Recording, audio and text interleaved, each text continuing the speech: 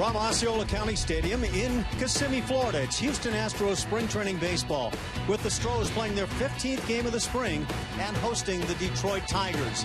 Another gorgeous day here in Kissimmee, Florida, right in the center part of the state.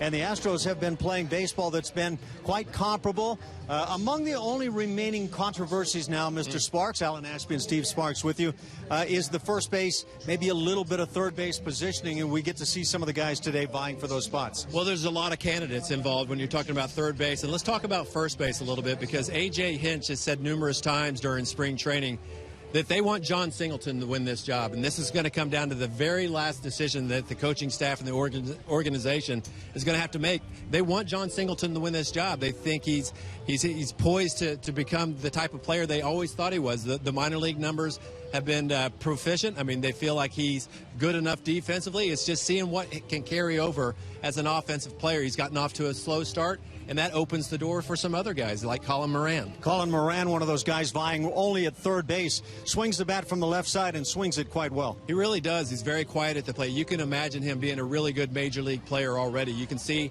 some of those numbers, the high averages, those power numbers they expect to rise throughout his career as he starts to be able to turn on baseballs inside. Just recognition, and I think Colin Moran's going to have a great career. Is it his time now, or is it going to be a little later? Some of the questions A.J. Hinch and the coaching staff are looking at and trying to solve right now as they get toward the middle and head toward the end of spring training.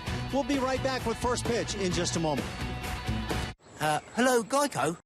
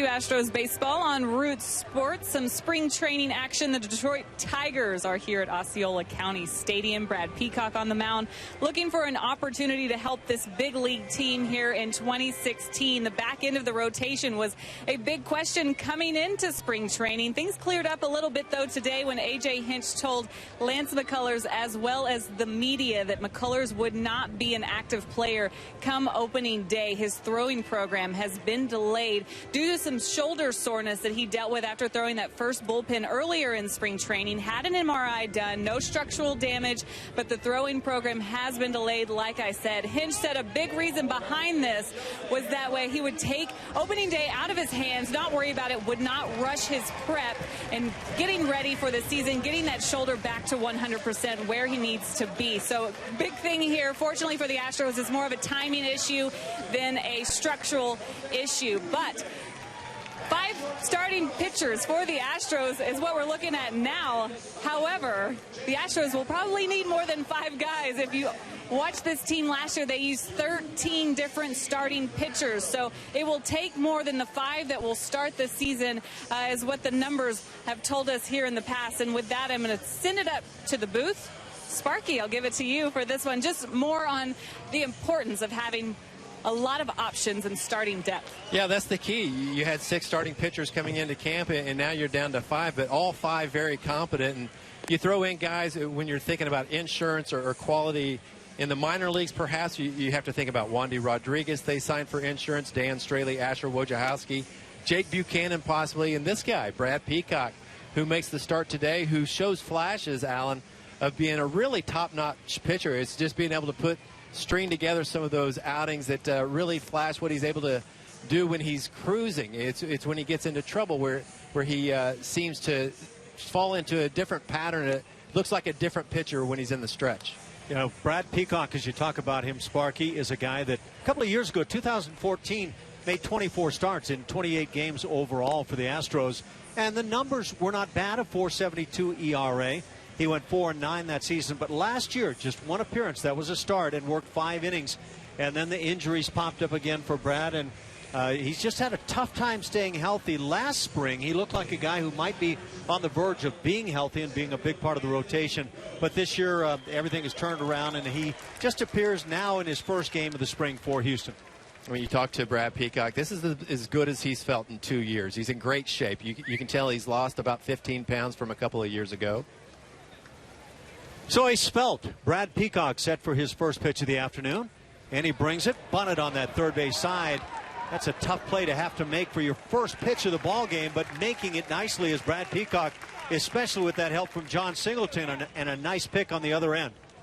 Oh, that was a fantastic pick. That's a tough play to that forehand side, John Singleton. Here's the lineup for the Detroit Tigers. As you mentioned, Anthony Ghost at the top, Ash. What speed, and he showed it right there, almost beating out that bunt. He can really run. You see the rest of that lineup. It's a good one for the Tigers, despite the fact that the Tigers last year finished in last place in the American League Central, a club that Brad Ausmus is once again at the helm of. Last year was his first year as the skipper. And the Tigers had won their division 4 consecutive years prior to last season. So, no doubt a tough one for the fans in Detroit, and they've got some great fans, a lot of them here this afternoon. Jose Iglesias is one of the very big hopefuls, a guy that played well again last year, and Detroit counts him as their everyday shortstop. And he's one of the best defensive shortstops in the American League. He's shown that, and he's shown signs of being a really good hitter, too.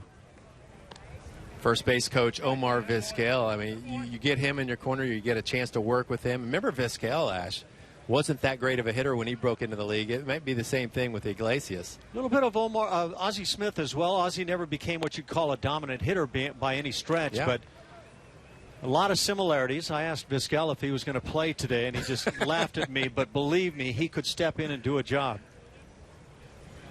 Yeah, that's embarrassing when we see a guy like that look that good after retirement. There's a drive to left field, and that's back toward the wall.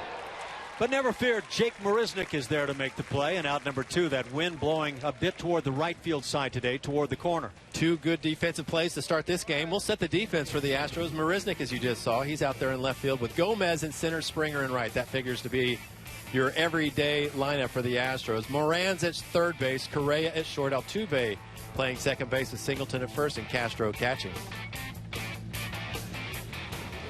You saw that ball stay in the ballpark, but a couple of years ago when we saw Brad Peacock in the 24 starts, 2014, he also yielded 20 home runs in 131 innings that year. And you never know exactly what leads to that. Brad Peacock can display good stuff. Ian Kinsler, who was by Baseball Reference listed as the top player for the Tigers last year. Season 0-2 count. Had a fantastic season. Doesn't get enough credit defensively in my eyes. Plays a really good second base, too. When you talk about all those home runs with Brad Peacock, I think some of it has to do with his fastball being straighter than a lot of guys. Those a lot of four-seamers. Has this one fouled back? But when the fastball command to both sides of the plate is there, that really opens things up for Peacock with that really special curveball that he has. Though a slider and a curve, and both of them break very sharply. Yeah, to your point about Peacock and looking really good at times, there are times when he is very good in terms of command, locating the ball right where he wants. The velocity is just fine. But it doesn't seem to last for a long time. I think that's one of the big things for Brad to be able to work out if he is to become one of the regular rotation guys. I think that comes with maturity and confidence to realize you don't have to throw at 100% effort to command your pitches. It's actually counterproductive. Hit in the air down the right field side. Springer was placed that way and in fair territory makes the play. A 1-2-3 first inning. Turned in by Brad Peacock. Scoreless after a half.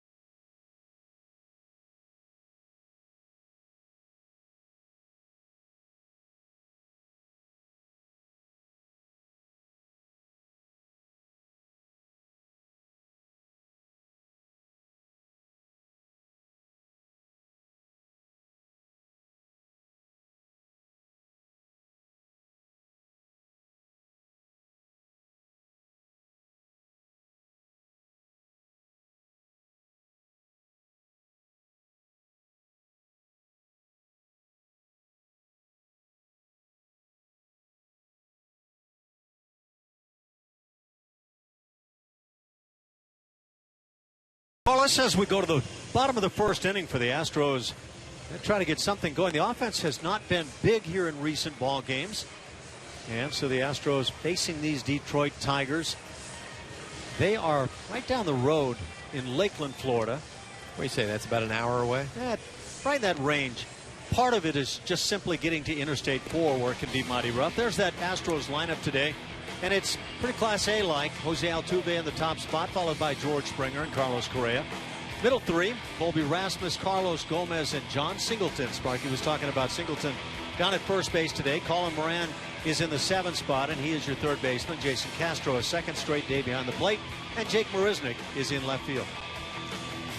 Got a pretty tough test today when you face Jordan Zimmerman. Of course, that free agent acquisition of the Tigers in the offseason. A lot of teams after big Jordan Zimmerman, after that stellar career he had with the Washington Nationals, 5 full seasons with that team. And look at it, a little bit off so far in spring training. He's 29 years old right now, probably working on a couple of things with a bit of a downturn last season with that ERA just north of 3.5.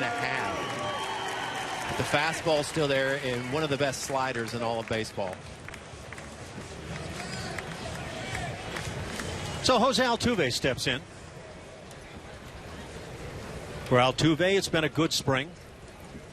Of course, you anticipate that with his abilities. One of the top second basemen defensively in Major League Baseball last year. Led the American League in fielding percentage at that tough spot. Has a 1-1 count. I think Jose was about as proud as that Gold Glove than anything else that he's accomplished so far. He's worked very hard defensively.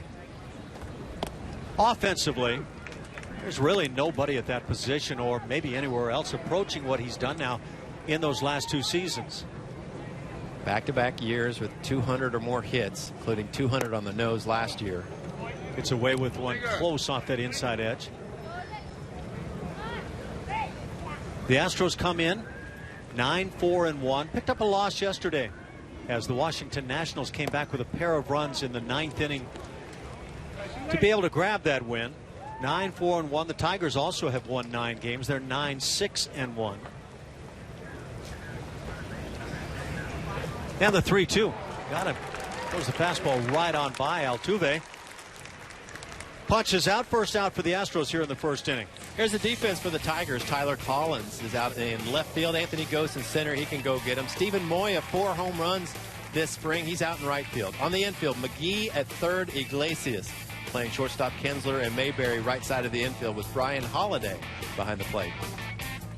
Yeah, George Springer steps in. George got off to a torrid start on the spring as he doubled in his first 3 official at-bats. He's cooled off, but overall has had a nice spring. Hitting .313. Part of what George did last year, that second half, maybe the last 2/3 of the season, utilizing right field much more, maybe seeing more pitches, and not airing out the swing quite as much as we had grown accustomed to. That just comes with the experience, doesn't it? Especially cutting down with 2 strikes. He's still been aggressive early in the counts, don't you think? Yeah, he can be. The one thing we haven't seen this spring, any of the long ball. Again, the 3 doubles on the spring. No home runs for George. And I hope in the shuffle of trying to figure out exactly who he is offensively, that doesn't get lost sight of. Inside corner, Springer caught looking. A couple of strikeouts to start the game for Zimmerman.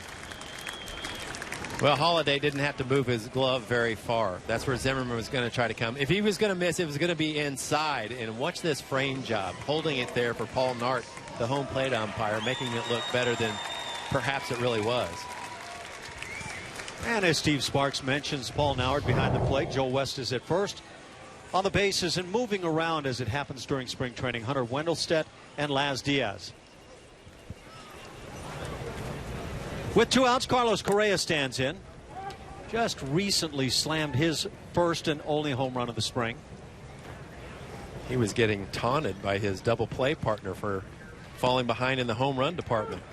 Well, you can't let that happen. So Carlos can almost do anything upon command. Does have the 1 home run, 2 doubles. It all adds up to a .474 batting average, .500 on base percentage, .737 slugging. And a big smile on his face every time you run into him. He does. And you actually think he has a chance to make the team this year, right? Well, I've stepped out on limbs before. This one may be a little thinner than others I've stepped on. Good swing as he fouls it back. You see that pitch. Zimmerman tried to freeze Correa on the inside cutter. That's the one that starts inside off that inside corner, just to try to catch a piece of the plate, see if he could freeze Correa with that one. Nice job with the blocking of the slider in the dirt right there. Behind the plate, that's Brian Holiday. Probably figures to be the backup catcher for the Tigers, but a guy who has played well on the spring. Well, they love their starter, James McCann. Well, the Astros probably loved what they saw from him last year as well. 3 strikeouts as Altuve, Springer, and Correa all go down.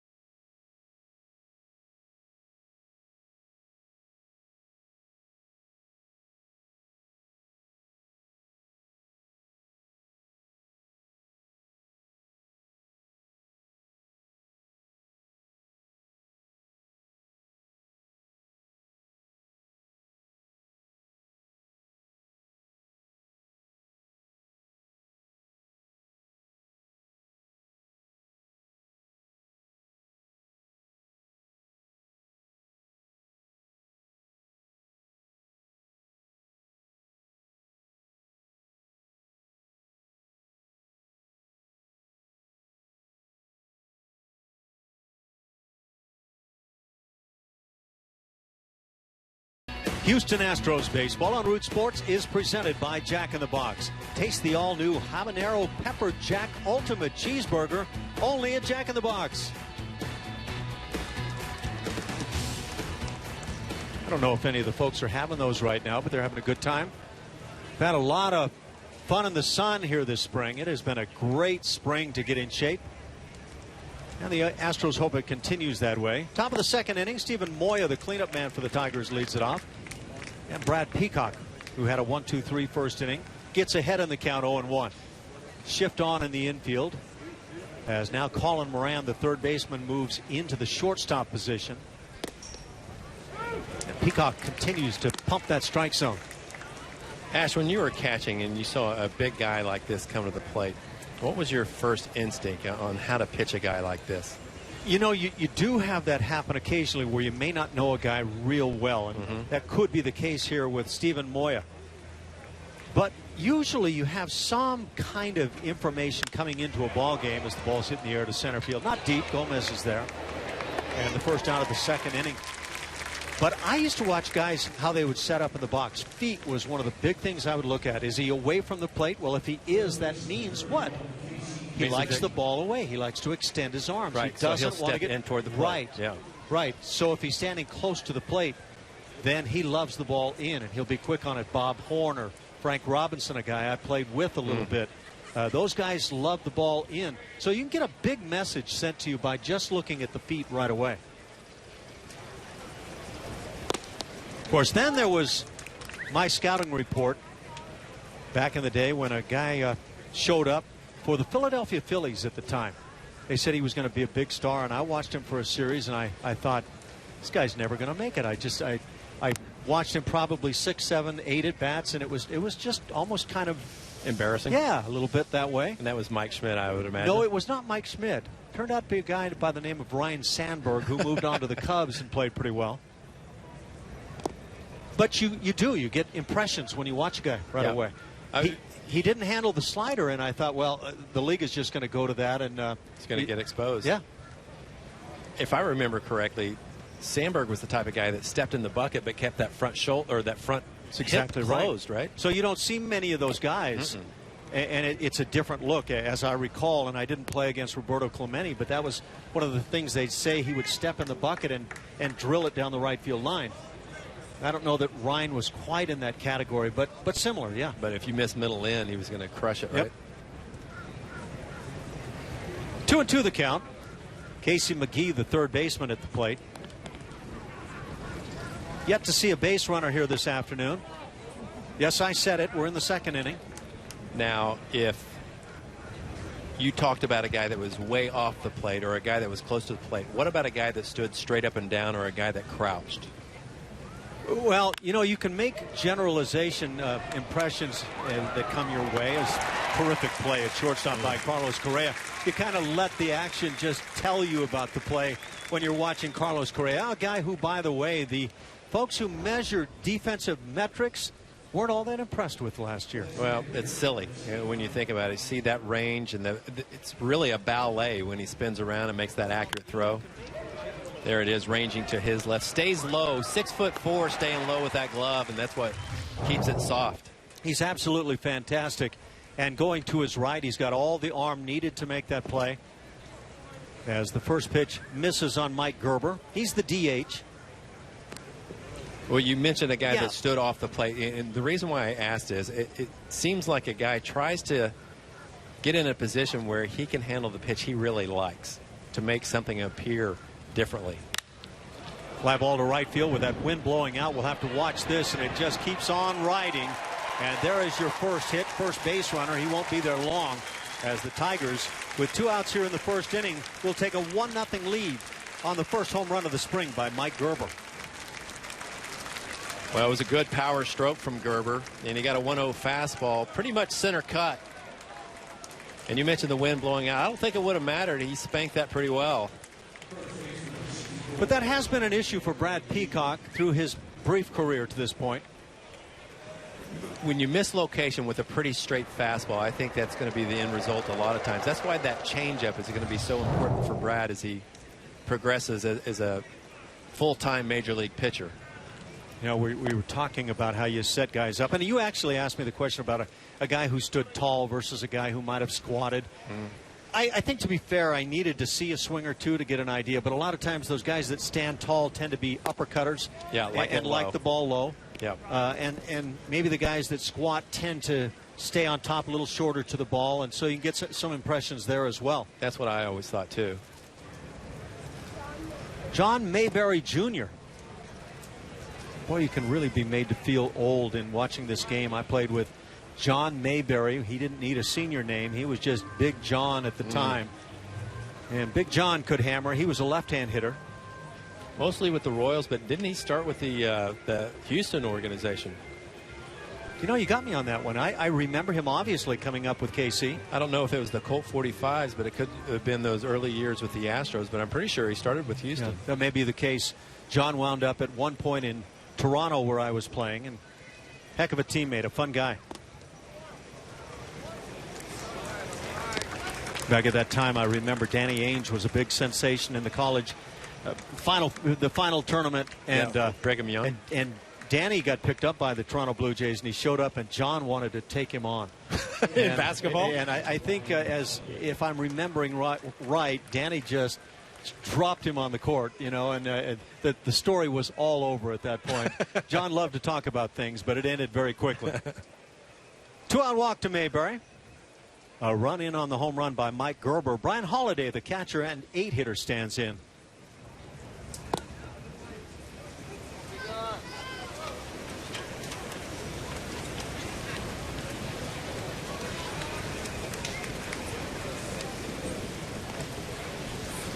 You can see how lovely the weather is, and it just continues to be that way. The Astros are running short now on home games. One more coming up tomorrow. Part of a split squad. We'll see the Toronto Blue Jays come in. And Mike Phillies will take them out. And I know you've got some impressions about Michael Phillies and what he brings. I know he's not likely to be one of the guys in this on this pitching staff to start the year, but he could make an appearance soon. I think he's probably still in the running to be a long reliever. You'd have to throw Dan Straley in that mix, Jake Buchanan. And before McCullers was set back a little bit, I think it was going to be probably Feldman or Fiers in that mix, but that's going to give somebody else an opportunity to maybe be that long guy. But Feliz certainly in that mix too. Fouled off on the right side. But got it 2-2. With Feliz, I think what we've seen with the improvements on the breaking pitch, which has more depth to it now, he throws that slider. It's not as flat as we saw last year, and I think that's a huge difference for him. That injury to McCullers, to me, a really big one. I'm sure to you as well, and everybody who follows the Astros. So many people had asked me during the offseason, boy, it's exciting the way the Astros are setting up. How do you think they're going to be this year? And, of course, injuries is something you always have to mention because they can impact a club so much. But one of the thoughts I would have is if they can keep some of the youngsters, and, of course, you think of Carlos Correa and George Springer, and Lance McCullers would come to mind. Keep them healthy. What a difference it's going to make on the positive side for this club. Where you're talking about unbelievable talent when you're talking about those guys. Difference makers, even though they're young. This one's busted to left field. Wind is not going to stop this as it gets way out of here. Second home run hit by the Tigers here in this second inning. This one with a man aboard and a 3-0 Detroit lead. All with 2 outs. And you look at the depth chart for the Detroit Tigers, it's James McCann figures to be the starter. Jared Saltalamacchia, one of their acquisitions in the offseason, figures to be the backup. And this guy right here, where's he going to be? Good looking swing, a very confident catcher, a valuable piece to a lot of teams who are looking for backup catching. Well, with that stroke, Holliday has to be thinking, who's talking backup? I need to be starting for somebody. Going to bring up the 9-hitter, Tyler Collins, left fielder for Detroit. Brad Ausmus now setting up for his second season as the skip of these Tigers. There's the inside corner. First changeup we've seen from Peacock. Yes, on pitch number 34. Yeah, that's a good idea. Start mixing it in and get guys off of that fastball. Look, we hear so often pitchers will say, along with it's kind of the mantra of pitching coaches, get ahead with that fastball. I played with a lot of guys who didn't have enough fastball to be able to get ahead with. And when they tried to, it got hit hard. And I think that can be the downfall for some guys who come up a little short in terms of what the radar gun says. There's the strikeout. So Peacock gets out of the second inning with his first strikeout of the game, but the Tigers put 3 on the board. During the Lexus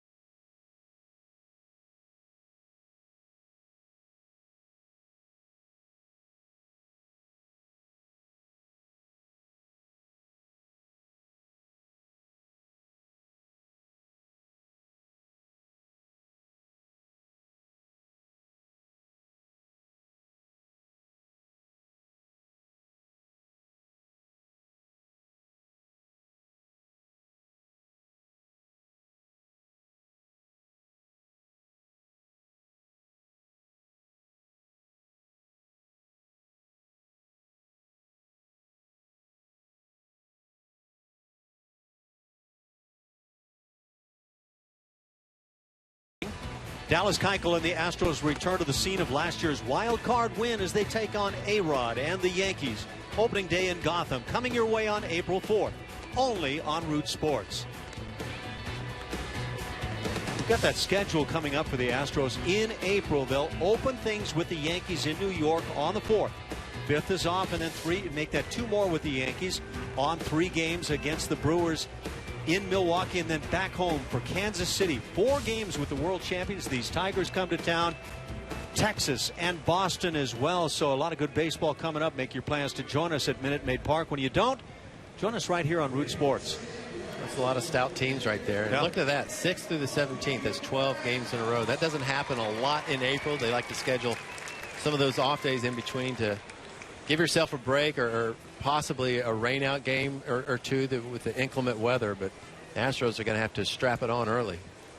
Colby Rasmus certainly had it strapped on during the postseason last year. And some of the folks who hadn't been totally won over by that point got won over.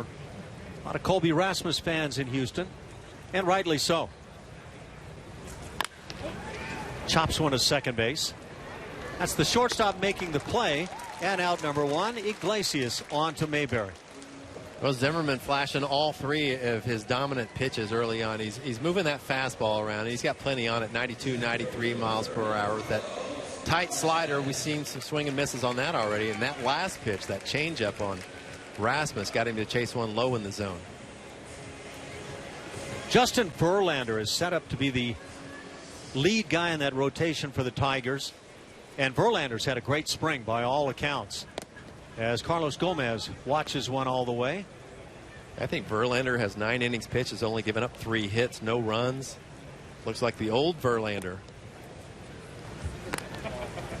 Yeah, the reports have been excessively good, and I think everybody's kind of waiting to see if Verlander has actually regained that type of stuff. And they felt pretty confident going into the offseason because he showed it in the last couple of months of the season.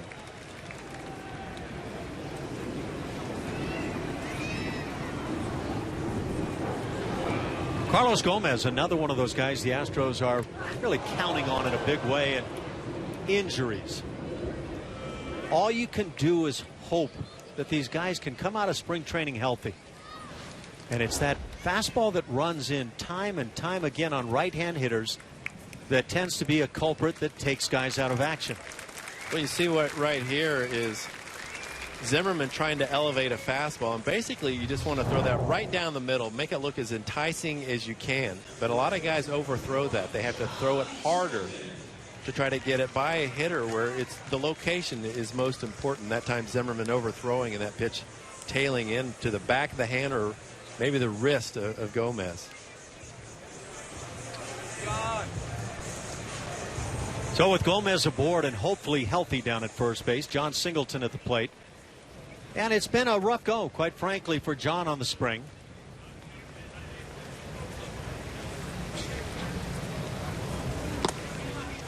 Steve, you mentioned that Singleton is the guy that, at least coming into spring training, the Astros brass wanted to see him take the job, win it, and run with it. It hasn't gone that way, and so the door appears to be wide open. Well, he has the most experience of the other candidates, unless you're considering Marwin Gonzalez to be a platoon over there. But with Singleton, you've seen the numbers in AA. You've seen the numbers in AAA. He was a big prospect coming over from the Philadelphia Phillies a few years ago, and he hasn't disappointed in the minors. And I think when he gets to the major league level, just puts a little more pressure on himself and tries to do too much. Where just being himself is plenty. For John, 3 for 29 on the spring. One of those hits a home run, another a double. But that's a 103 batting average, 133 on base. So the numbers say guy's not seizing the job, that's for sure. No, but that's a big reason why I believe this organization is going to give him every opportunity to finish the spring strong and possibly take hold of it, because this is the guy they want. When he first came to the big leagues in 2014, he played 95 games and hit 13 home runs. Sounds impressive. Hits one in the air to center field. At Anthony Gose will glide over and make the play. And by the way, Anthony Gose, not a guy you want to tempt with that running game. He can throw with anybody in the game. But with that 13 home runs in 95 games, just a 168 batting average for John in 2014. Last year, he hit 191 with just one home run. And that coming in 19 games. So it's hard to say that at any point he left you feeling like this is the man that's seizing the job. But he does, as you talked about, have the abilities to turn in some big numbers. Well, those guys are few and far between that come to the big leagues like Carlos Correa last year, aren't they? Yeah, well, that's I don't know how far I want to state it, but as soon as my eyes saw Carlos Correa, I thought, this guy not only is can't miss, but he is at a different level than the can't misses you talk about. Yeah. I think with Singleton, he's had these little small samples of when he hasn't done as well as he had hoped. Then he finds himself on the bench for a couple of days thinking about it. So when he goes back out there, it's tough to slow the game down. And he said so. Colin Moran at the plate. And it's easy to put more pressure on yourself when you haven't established yourself at a different level. This guy looks quiet at the plate. And that's all I can really think about. When I see him, he reminds me of his uncle to a degree, B.J. Surhoff. Snap throw down to first base. Well, that's one of those scenarios if you have the left-handed first baseman and he can back into the bag, that glove goes down so naturally. Mm-hmm. Good footwork by Holliday behind the plate to make that throw behind the hitter. I wonder if Holliday is trying to impress the Tigers, or is he also thinking, find somebody out there that might be able to make a deal for me? Might be the Astros, right? I mean, it's out there, and there's a lot of teams looking for backups. The Astros feel like they have it in camp. Max Stassi, of course, has recently had surgery to repair a hamate bone injury, and he is back in camp, but he's not going to be able to do anything for a good while. The only thing that's missing the other backups for the Astros is major league experience. But when you're talking about talent and guys that can receive the ball and throw it, they've got plenty of guys with Heineman, Roberto Pena, Alfredo Gonzalez. I was going to ask you, how much have you seen of Roberto Pena? I've seen plenty. And what you see, he reminds me of Benji Molina. Really soft behind the plate. No kidding. Yeah. That kind of throwing arm? The arm strength isn't as good as his footwork and his release, but he certainly gets it down there in plenty of time to throw out would-be base stealers. But I think what he's really confident at is calling a game and receiving the baseball. Alfredo Gonzalez is the one that just leaves anybody who's ever played back there or played the game at all bewildered when you watch him throw. He is unbelievable. I think A.J. Hinch yesterday said that he not only throws better than other catchers right now, but maybe better than any catcher he's ever watched. My goodness. Gonzalez, one of those Venezuelan players, and the Astros are blessed with those talented guys. Gomez on the move as the pitch is fouled off on the left side. Well, it always comes to the back of your mind when you have a catcher that throws as well as Alfredo Gonzalez is. Hey, if it doesn't work out, could this be Troy Percival? Could this be Jason Mott, a guy that can convert from catcher to pitcher at some point with that arm strength? The thing about Gonzalez, he swung the bat well in the minor leagues last year. Yeah. He hasn't played the AAA game yet. But there seems to be a belief that Pena is well ahead in terms of handling and calling a game. I think you're right, and you'd know much better than me, but from what I've seen, I totally agree with that. As a pitcher, watching him catch the baseball, it would give you a comfortable feeling. By the way, that was a great take by Colin Moran on that last pitch, that slider inside that looked like a strike for so long. When you're quiet at the plate like you talk about, and a lot of people may not understand exactly what that means, but when the hands stay still enough that your front shoulder and hip don't come flying open, watch the lead side of his body. That hip tried to come open, actually, and he still stayed back with the hands. Mm-hmm. There you go. There's a shot into center field. Moran has a knock. Moving to third base, Gomez with that aggressive style. The Astros have runners at the corners. 2 outs here in the second inning. Jason Castro coming to the plate. Just a gorgeous short stroke to the baseball. 3-2 count, was going to make sure that he saw the ball as long as he could. And watch him track this all the way to the barrel of the bat. Watch his eyes right down at the end of it.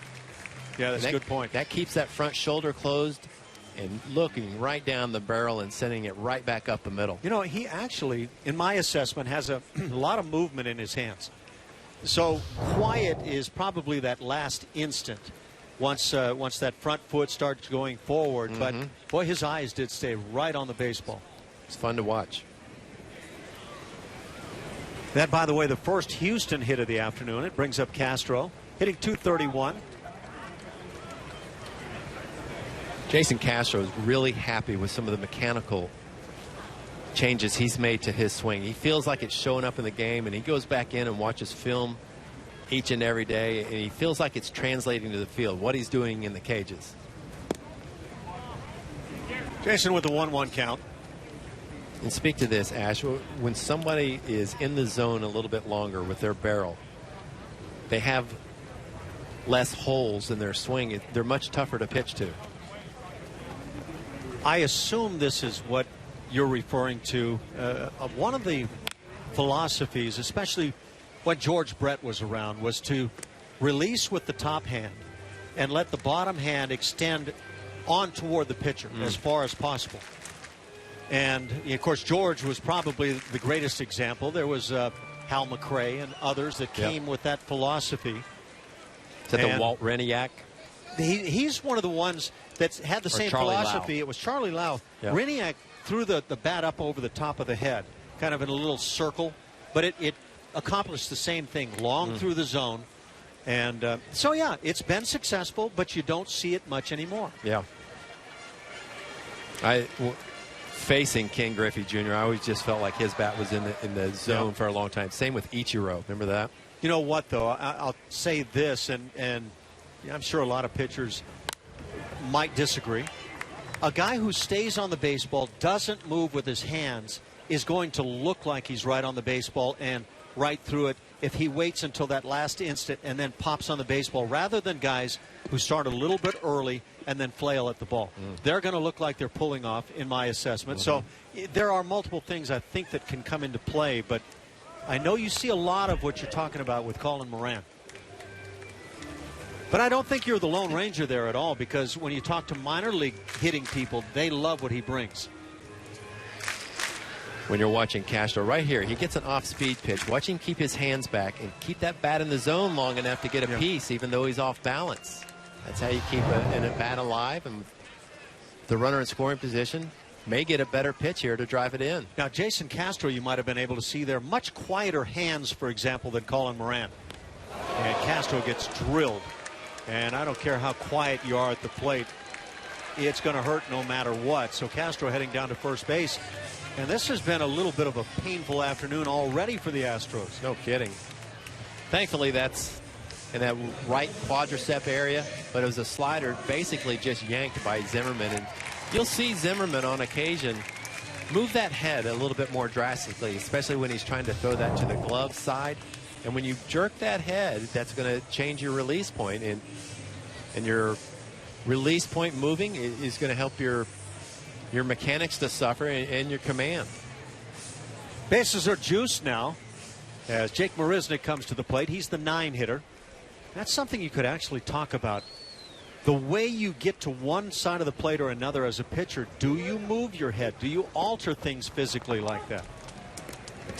Well, I think most guys have the hardest problem throwing strikes with their fastball to their glove hand side because they move their head and their body to try to get it there. I think it's easier just to move your hand, keep your head as still as possible. So you're saying maybe unintentionally as the ground ball goes to second base. Yep. The out recorded at first, and that'll do it. The Astros leave the bases loaded as they get their first hit of the ball game. After 2, it's 3-0 Tigers.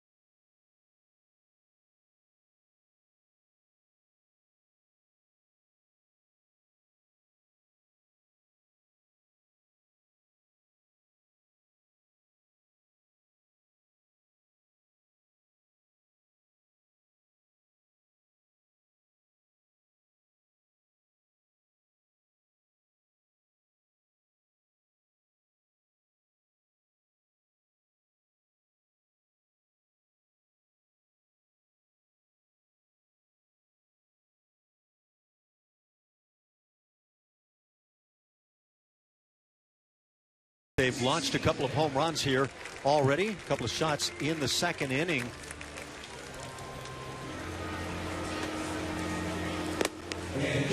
All right, here in the third inning as the Tigers lead it 3-0. Top of the order for Detroit, and Craig Biggio has graciously granted us a little interview here in the inning. Yeah. Why are you staying down there, Biz, instead of coming up here with us?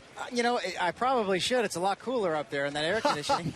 Yeah, you got that right. The air doesn't move down over there by where AJ sits, but hey, it is what it is. We're actually in center field. We want to feel the same elements as you guys, Craig. So. Oh, nice. Yeah, we're not doing air condition. Biz, you look good. I actually I just glanced and saw you yesterday. Didn't get a chance to run out on the field. Not allowed out there with all you athlete types, but good to have you around. Are you enjoying what you do now with the Astros? Yeah, I absolutely do. I love every minute of it. I mean, I got here on Sunday, got a chance to see the boys a little bit.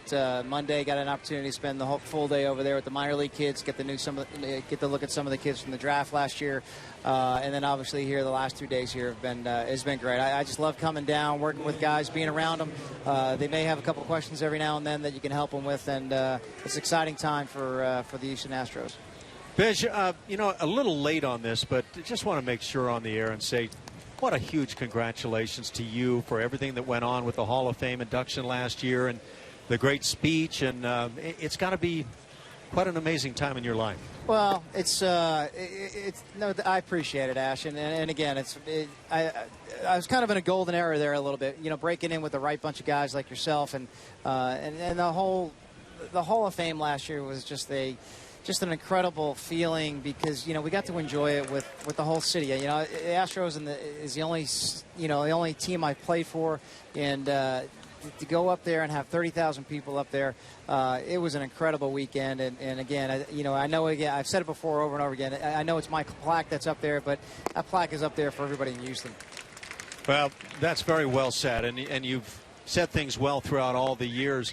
And I might mention there's a ball game going on right now, 1-2 on Anthony Ghost. But what does Craig Biggio do when he comes to camp now and works with the Astros in the spring? It's really whatever they need me to do, whatever they want me to do, and just really being around and being around the players, and just, you know, if they got any questions, you're there for them, and it's just being around is really the most important thing, and getting involved in some conversations every now and then to see how guys do things, and spring training, like, you know, Ash, is always a time when players, you know, they have their guard down. They come in there with a more relaxed feeling than you do when the season starts, because once the season starts, guys they're grinding, they're focused, everything counts. You know, and you come into spring training, guys are down here with a more relaxed attitude, trying to get themselves ready, prepared, and healthy, get out of here and get ready for the season. So it's really just being here supportive and being around for them, whatever they need me to do. And Craig, it's such a fun time to be an Astros fan too, and you talk to people around the Houston area, and you're around, you're very recognizable, but very approachable too. What do you hear from among the fans, and what does it remind you of? Well, it reminds me of kind of like the early 90s, where very similar. You look at your core players, your good core players. We're built here now. They're young players. They're good players. They're all-stars. Your pitching staff is good. And it reminds me, the similarities are very similar to what it was in the 90s. And obviously, I think with the team making the playoffs last year, the expectations are the same this year. That's the exciting part of it. You got a lot of guys that are homegrown guys that put their time in the minor leagues. You're getting the opportunity to see some guys now, and that's what the fans are seeing. The fans are seeing an organization that is built for success right now. Peacock finds the strike zone. It's 3-1. When you see something on a player, and I'm kind of curious about, you know, a guy that was a special player, Craig Biggio, and you see something, is it easily seen by you, and then how difficult might it be to relate that to the player and have it make sense? Well, I think it's the thing that you got to be careful about is that you got to be careful about, you know, when you see something, then you got to go to the special coach and find out what they're working on, and find out what they're talking about and what their dialogue is about. The last thing that you want to do is that when you see something, you come in and you say something that might step on somebody's toes, but they're trying to achieve a different goal at that time to get to the same common goal at the end of the rainbow. But you got to be careful with that. So you check with the coach first, then you find out, hey, listen, what are you doing here? What do you think about this? Do you mind if I say something about this or that? And so you go through your checklist first before you actually go right directly to the player. How confusing was that for you as a player early on in your career when you got different messages from different coaches? At times it was hard for me because I didn't have the success right away. So when you don't have the success right away, you have a tendency of having more opinions given to you, and you got to be respectful, and you're not having success. So right. You have to be careful as far as not to be rude or blow somebody off. Yeah. But for me, in instance, I was a high ball hitter, and I had somebody that was trying to tell me to stop swinging at it. Well, if I stopped swinging at the high ball, I would have been out of the game within 3 or 4 years. That's how I made my bread and butter right there. But you got to be politically correct. You hit 214 your first year, so you can't just say, hey, this is the way that I've been doing it my whole life. You got to be respectful and work your way through it until you try to get to the end. And everybody wants you to be successful, but, that's the tricky part, the delicacy about dealing with big league players. I can't begin to tell you how actually I like hearing something like that about you were different. You weren't the same guy as everybody else. So there's not like one message that works for everybody out there. And that tends to be a belief I have. You can't just make these blanket statements, here's how you have to do it. No, hey, listen, I mean, if there was one way to hit, we'd all hit like Tony Gwynn or Ted Williams, right? I mean, some of the greatest hitters of all time. For example. But in general, you watch today's game, you're going to see 25 different stances, and you got to work with it. But today's generation, you got to work on their technology, their wordage, and how and what makes sense to them. Ash, when you and I were playing, we had certain terminologies, and nowadays that terminology is gone. But you got to figure out what terminology works with the player.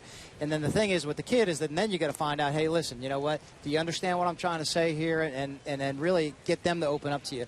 And then once you start getting them to open up to you, then you can really get to the common goal, and that's trying to be as successful as you can. Has there been anybody to this point that you feel like, and maybe you don't want to mention names, I don't know, that you feel like, hey, I can take a little pride in some of the excellence now I'm starting to see in this player as we watch the ground ball in the infield getting an out. 2 outs is moving into second base is Iglesias, and Bish, it's back at you.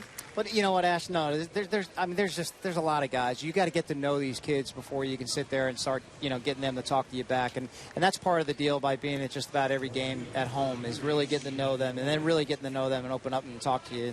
Jose Altuve, he's asked me a lot more questions this spring, and I've enjoyed that, But you got to develop a relationship a little bit and develop somebody's trust before all of a sudden that they're going to sit there and open up to you. So we've just got a bunch of great kids and a great bunch of kids that work well. And one of the strengths of our team is that our clubhouse, and it reminds me a lot like the 90s where we got along well. Everybody had a main common goal, come in, get your work done. But it's also, we all kind of enjoyed each other. That's the same thing that these kids here have. They got good chemistry.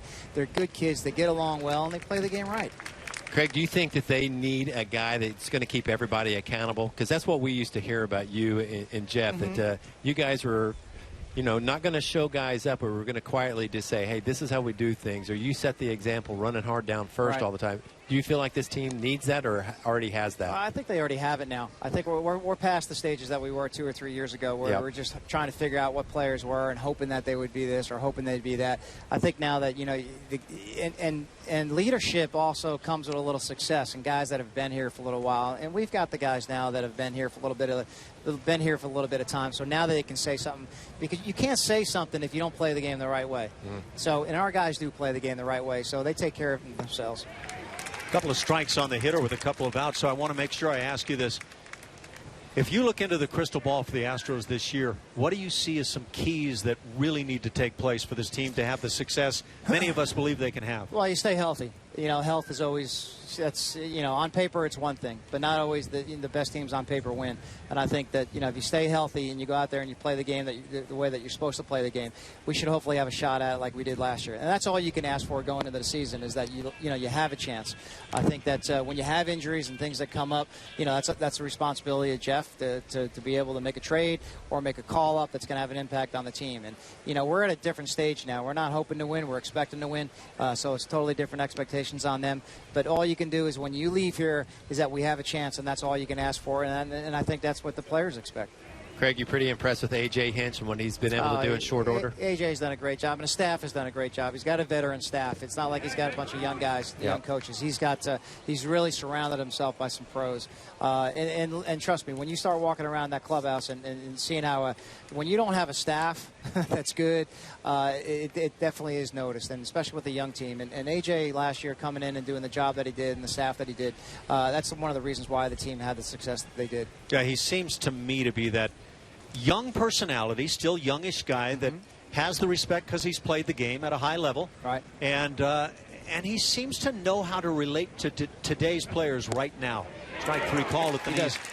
Craig Biggio with us in the 3rd inning. It doesn't get any better than that. And Biggio, we want to thank you again for joining in. All right, thanks, Ash. Thanks for having me. You bet. Our pleasure. Scoreless inning. It's 3-0 Tigers after 2.5.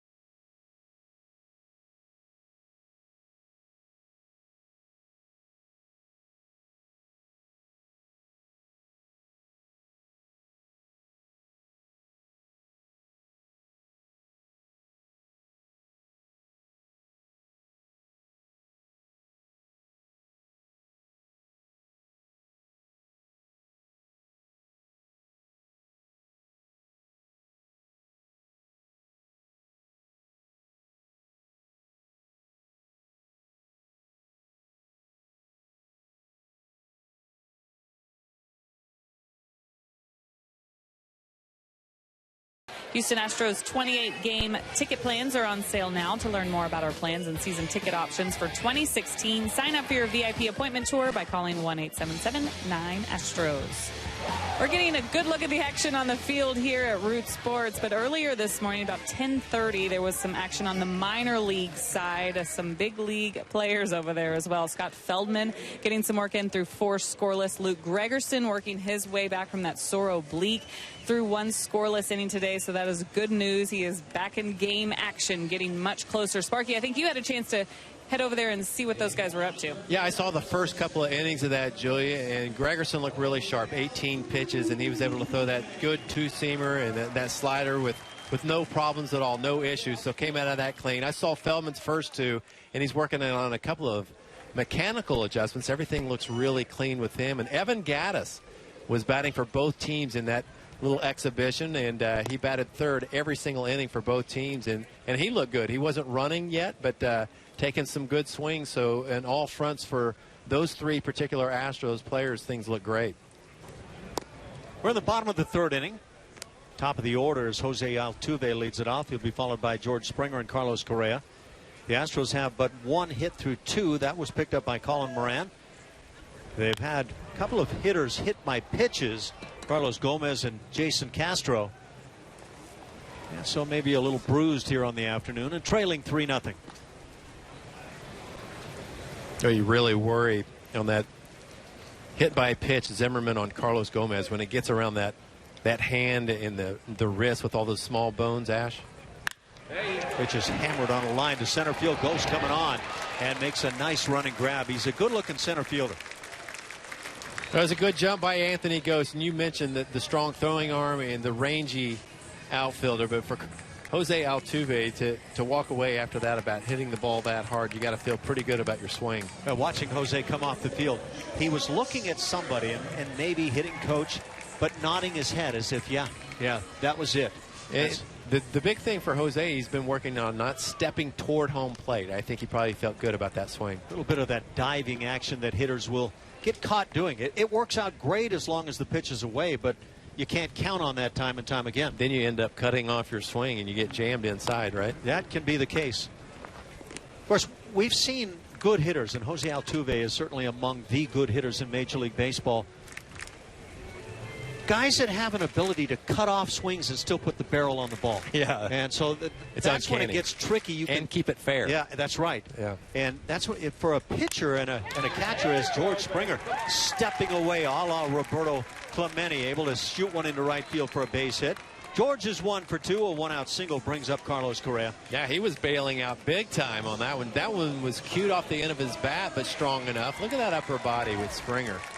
How strong he is. The pitch elevated enough on that off-speed pitch outside corner, reaching out there and getting himself on base, which he's done so well the last few months. Does that qualify to your eye as keeping the bat right through the hitting zone? Yeah, I think so. I mean, you have to keep your hands back well enough to not roll over on that pitch. Correa, like Springer and Altuve in the first inning, a strikeout victim. Zimmerman struck out the first 3 he faced. See Brad Ausmus coming out to the mound now. They see something with Jordan Zimmerman. They're going to bring out their head trainer as well, just to have a conversation. Brad, very in tune with things out on the field, very observant. Another one of the catchers managing in the major leagues, like A.J. Hinch. And A.J. was talking about that yesterday, about why is he able to see these different things. And I felt like in his response said, as a catcher, I was accustomed to seeing everything in front of me, and it's just still part of the game. It is not a visit. They look like they were looking at the hand of Zimmerman, like there could be a blister cropping up. And if that were the case, you probably want to get him out of there so it wouldn't get worse. But whatever he was able to tell Brad that time, it felt like it wasn't a concern. But I think the grimace is what you always see as a catcher, probably from a pitcher. Like, okay, that wasn't normal. What's going on? Should have asked Craig Biggio about the possibility that he got together with Brad Ausmus today and talked about old times. There's a good swing. Yeah, I saw him go across the field before the ball game to go have a conversation with Brad. And of course, those two guys very close. A couple of really sharp baseball minds. They've kept in close contact. They were family friends as well. Their kids growing up together. You were talking about guys that can maybe cut off the swing and still keep the ball fair. Carlos Correa can absolutely do that.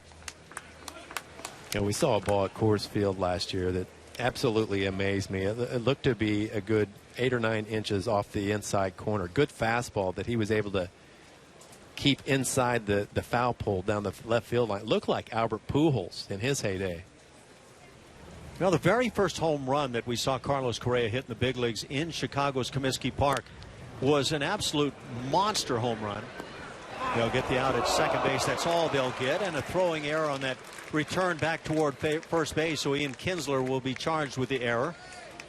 And Carlos Correa will wind up at second base.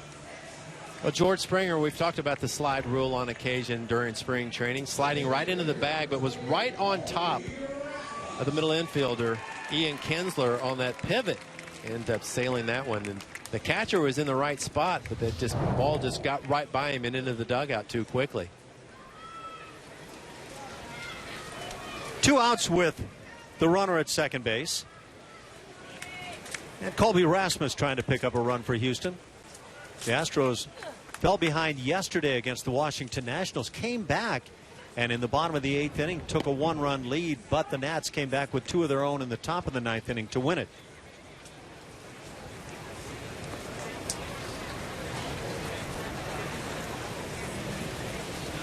Washington now getting a right-hander loose in their pen down the right side.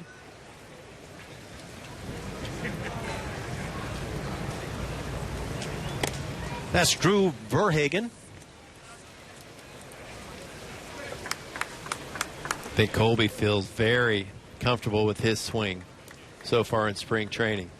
He said he didn't even pick up a bat in the offseason. Doesn't like to swing a lot, just likes to work on functional strength and flexibility during the offseason and come into spring training and toughen those hands up. Does it interfere with his hunting skills? Breaking ball stays away. Imagine him shooting a possum or two. Well, country boy stays alive, and I think that applies in the case of Colby Rasmus. Or it's can survive. That's what it is. Imagine Orbit's been hunted a couple of times. They get him at second base, so a snap throw on into second base with Iglesias covering, and that will get Carlos Correa. Even the most alert of players can be picked on that type of a play. That'll do it for Houston. as after 3 innings of work, the Astros trailed the Tigers 3-0.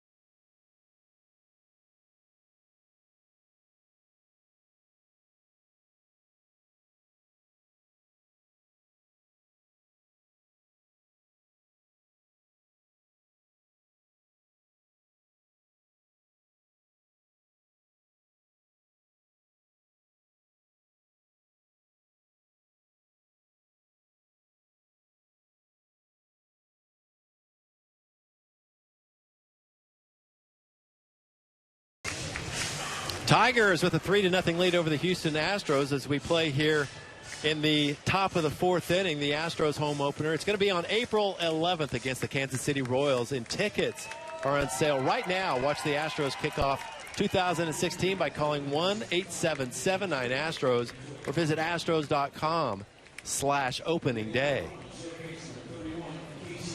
New pitcher for the Astros, Brad Peacock going the first 3 innings. Who do we have here? James Hoyt comes on to work it for Houston. And, of course, as we see through spring training games, you might see a handful or more of guys coming out of the bullpen. Just trying to get that work. Your impressions on Hoyt on the spring? Great split-fingered fastball. He's racking up the strikeouts on that new pitch. He didn't throw that last year, and he was impressive, very impressive last spring for Houston. Of course, coming over from the Braves along with Evan Gattis. Figures, I could see him being an impactful pitcher out of the bullpen this season at some point for the Astros. Good-looking fastball thrown by. Does he attribute the learning of that split finger to anybody? You know what? I think he pitched in winter ball a couple of occasions, and the last 2 years he's thrown it in winter ball, but didn't carry that onto the season last year when he pitched for the Grizzlies in AAA. Saw the weather report today. The temperature's supposed to get up around 90 degrees, and I'm hoping that Julia's just fine out in the seats. She's always has her trusty umbrella. The parasol you're talking about. Parasol and high heels, that's it for Julia. That is a little bit on the warm side as McGee fouls it back. Well, we can just tell when we're coming through the stands or go on the field before the game and see some of the fans that are lathered up with all that sunscreen. And you, of course, keep the windows down and stay in the air conditioning in the broadcast booth. Well, every man's got his own style, Spark. I can see you're opposed, though. Casey McGee's been around, hasn't he? Yeah, and he's a guy that's dangerous with the bat in his hands. Yeah. Came up originally. The Astros saw him a lot in the National League Central when he was with the Brewers. Has a home run on his spring, driven in 4. But waves through this one. So Hoyt comes on, gets the strikeout. It'll bring up Mike Gerber, who got the scoring started on the afternoon, launching a home run to right field. Well, that's the key for James Hoyt, is just get ahead in the count, because against a righty that you saw that late sharp slider, he's able to work away as he did to Casey McGee. And lefties, that's when that split finger fastball comes into play.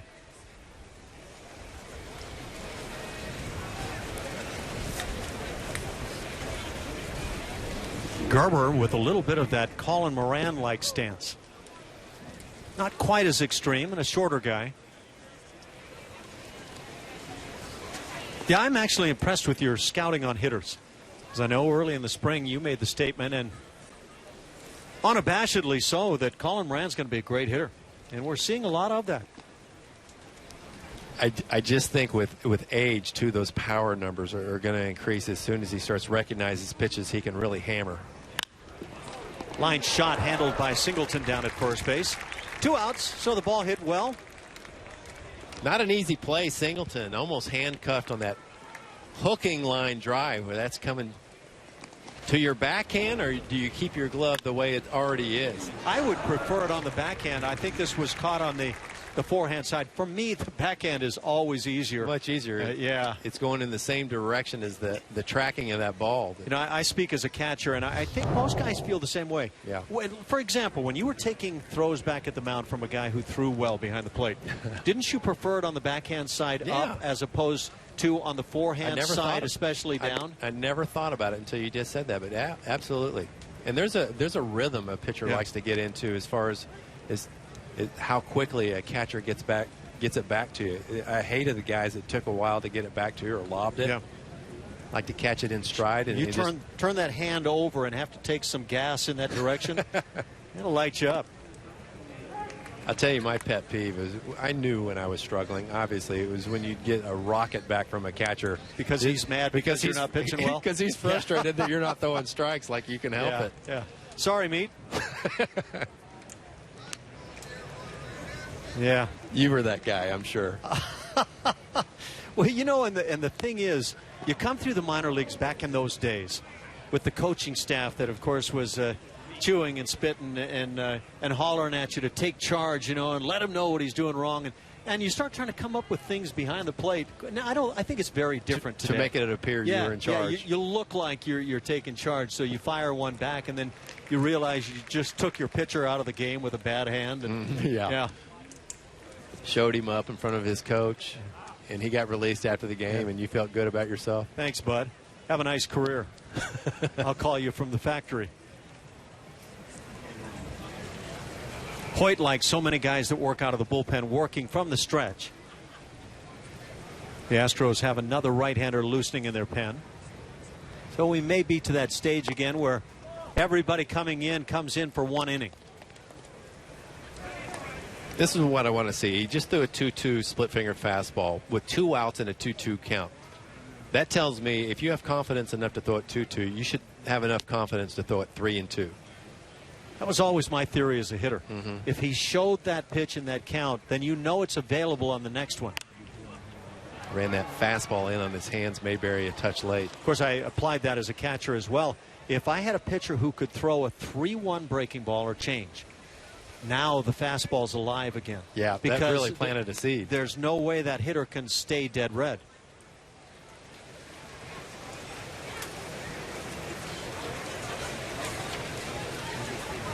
In the 4th inning, 3-0 Tigers. Couple of home runs for Detroit.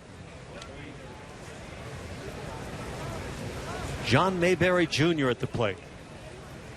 Scored a run after drawing a walk in the 2nd. He was aboard on the home run, the 2-run shot by Brian Holliday. And now taking strike 3 is Mayberry. A couple of strikeouts in the inning for James Hoyt. So an impressive 1-2-3 frame. 3-0 Detroit. How fast is it?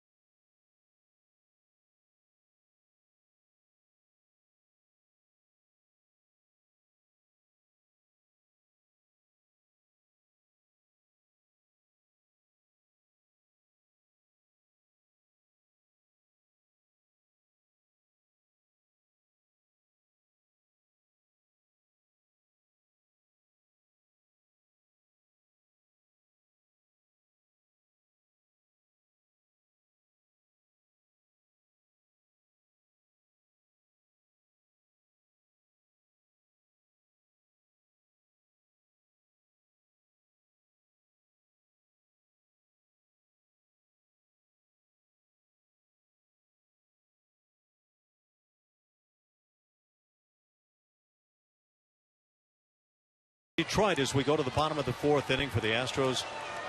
middle part of the order, and they'll face a new right-hander. But we look around the American League West, and changes have been made. You can look, for example, at the Angels and the Oakland A's. The Angels traded away Colin Cowgill, who was a pretty good player. Trevor Gott, Eric Ibar, longtime shortstop, and the backstop Chris Iannetta. And you see the acquisitions: Escobar, Andrelton Simmons, Daniel Navas come on and had a nice spring in the arm of Al Albuquerque. So they're going to be a different look club.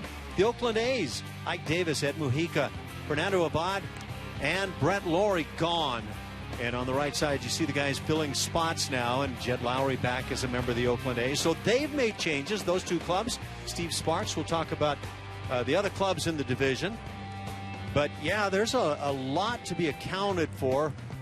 Who of those acquisitions for the Angels and A's, Sparky, do you see as maybe making a big difference? Well, obviously, Andrelton Simmons is going to make an impact with that Angels team. One of probably the best shortstop in all of baseball. Trevor Gott, losing him out of the back end of the bullpen for Mike Scioscia, I think that could hurt. I thought he was nails at the back end. Chris Davis, acquired by the Oakland A's, coming over from the Milwaukee Brewers. Not a lot of people know about Chris Davis. He's an impact-type player, and that's really seen in this with the Oakland A's. They really revamped their bullpen. We'll have to keep an eye on that because they lost a lot of games late last year. Those one-run games, they were pitiful. A little bit of Billy Beane doing what Billy Beane does, I would say. Rasmus swinging on the first pitch, hits one in the air to left field. The wind coming in from that direction, so this one goes nowhere. And out number one. Drew Verhagen, the new pitcher for the Detroit Tigers. First look at him of the spring. Big guy, 6'6" out there, Ash. Got a little bit of time in the last couple of seasons with the Tigers. Last year did pretty good in 20 games. This spring he's been roughed up just a touch, but throws a lot of strikes. That punch out is in play for him. Fastball, curveball, two-seam fastball, and a changeup. 6'6". You look at a guy like that, and he went to Vanderbilt. You think about the tilt. Carlos Gomez wasn't thinking about tilts right there. Just a curveball that got away, but Gomez had been hit in that left hand, I believe it was. Was it left hand or right hand? I guess it really doesn't matter. I think it was that left wrist, the back of the wrist, or the back of the hand. In that at bat back in the second inning. He and Castro hit in that same frame.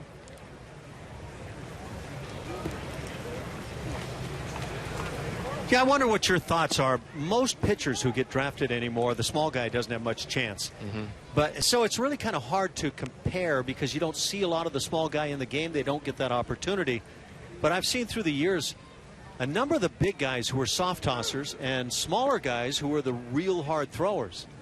Yeah, I think it's going to change a little bit because I think the game is starting to evolve into that high fastball. It's becoming in vogue in the last couple of seasons, particularly with this Astros team. And I think sometimes, take a guy maybe like a Wandy Rodriguez who could elevate a four-seam fastball from that shorter angle. I think it plays up even better at that size. Yeah, there would have been a time, no doubt about it, that a smaller guy on the hill that doesn't throw overly hard would have been chastised every time he came up. Sure, yeah. And there's not a lot of margin for error when the pitches come in flat. But if you go a little bit higher than that mid-range, I think it plays up pretty well. Second time that Gomez has reached today, still looking for an official at bat. He's aboard with one out for John Singleton. John flied to center field in the second inning. And the Tigers aware of the possible running game. The Astros really haven't employed the running game a whole lot on this spring. No, just 9 stolen bases so far this spring. Is this about knowing that the club can run because they led the league in stolen bases last year and not wanting to push the issue at this point when it's not necessary? I think so. And you think about the guys that do run for this Astros team, they're only playing 3 or 4 innings a lot so far this spring. So they haven't been in the game for a whole lot. But I think there's a lot, too. If you know your club can run, and they showed it clearly last year as Singleton swinging through it, why exploit it during the spring?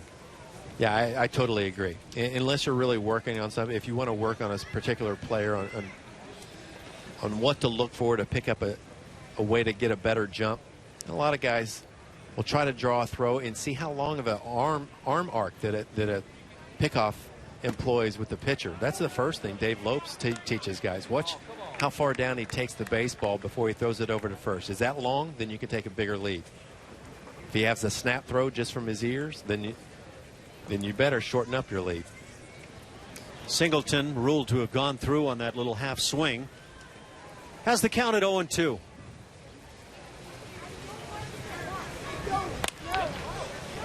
That was a good approach if you can keep that fair.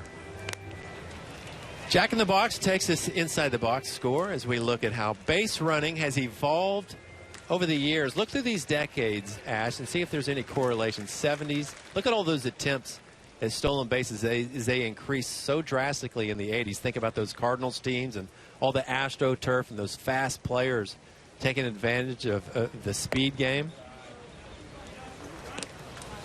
And it matters more so when you run a lot of times. But Ricky Henderson, you think of Vince Coleman, 90s, 2000s. Look at that big drop.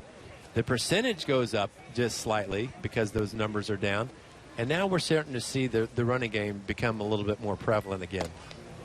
So what was the number of attempts by the Astros last year?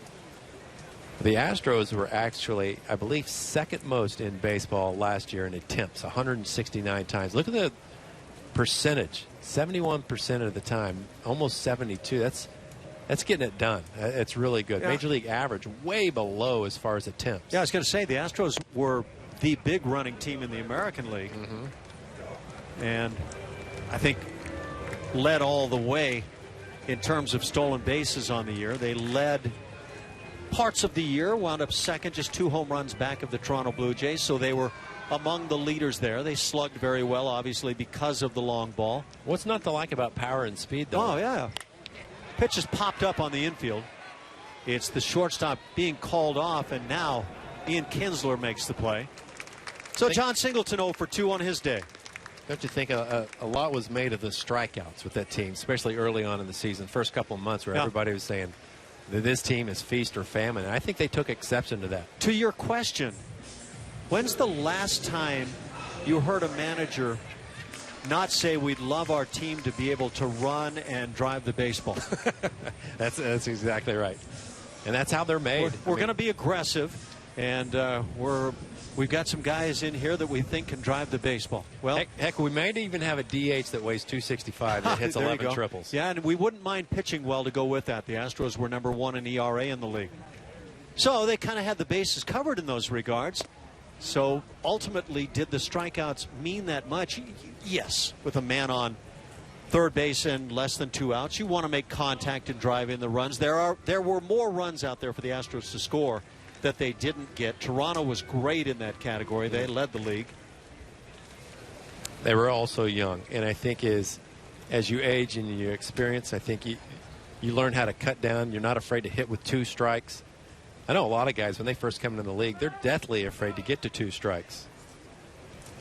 And I think that's been part of the reason why guys have fallen behind in the count so easily with this team, because they swing at the first pitch they see sometimes just to try to keep away from that 2-strike approach. But you see a guy like Colin Moran come to the big leagues. Now this is a very advanced approach. Well, he took that changeup very well right there. And you've talked about him being quiet. I see plenty of movement in the hands. But it's not that jerky. I used to see that in Jose Cruz. He was all over the place with stances. Yeah. Greg Biggio was talking about 20 different approaches, and Chale Cruz could pull that off in one ball game. But every one of them was capable of hitting 300. When you see Colin's hands, though, you see that fluid movement. It doesn't look like it's anxious. Right. Fly ball down the left side and pretty well hit in the corner, but a nice running grab by Collins. And that'll do it. The Astros retired in the 4th.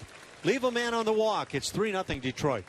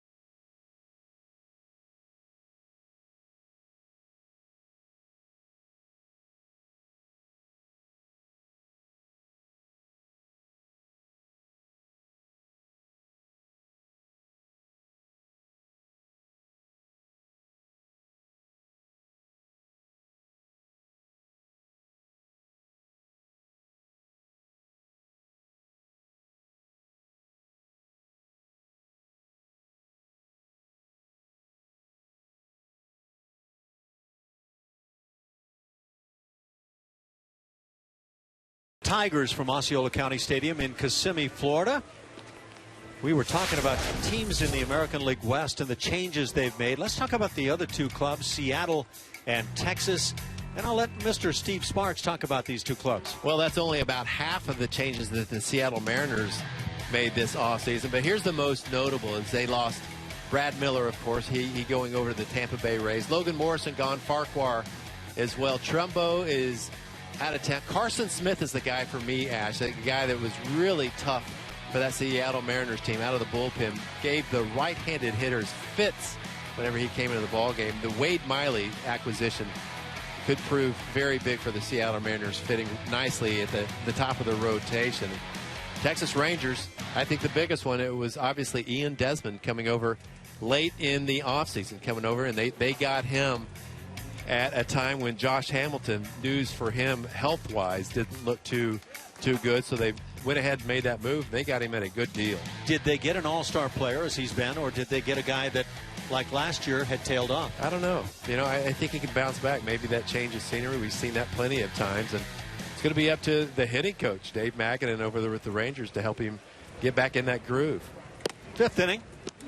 Dan Straley comes on now to work. Third pitcher of the afternoon for the Astros, as the Tigers have a right-hander loosening in their pen.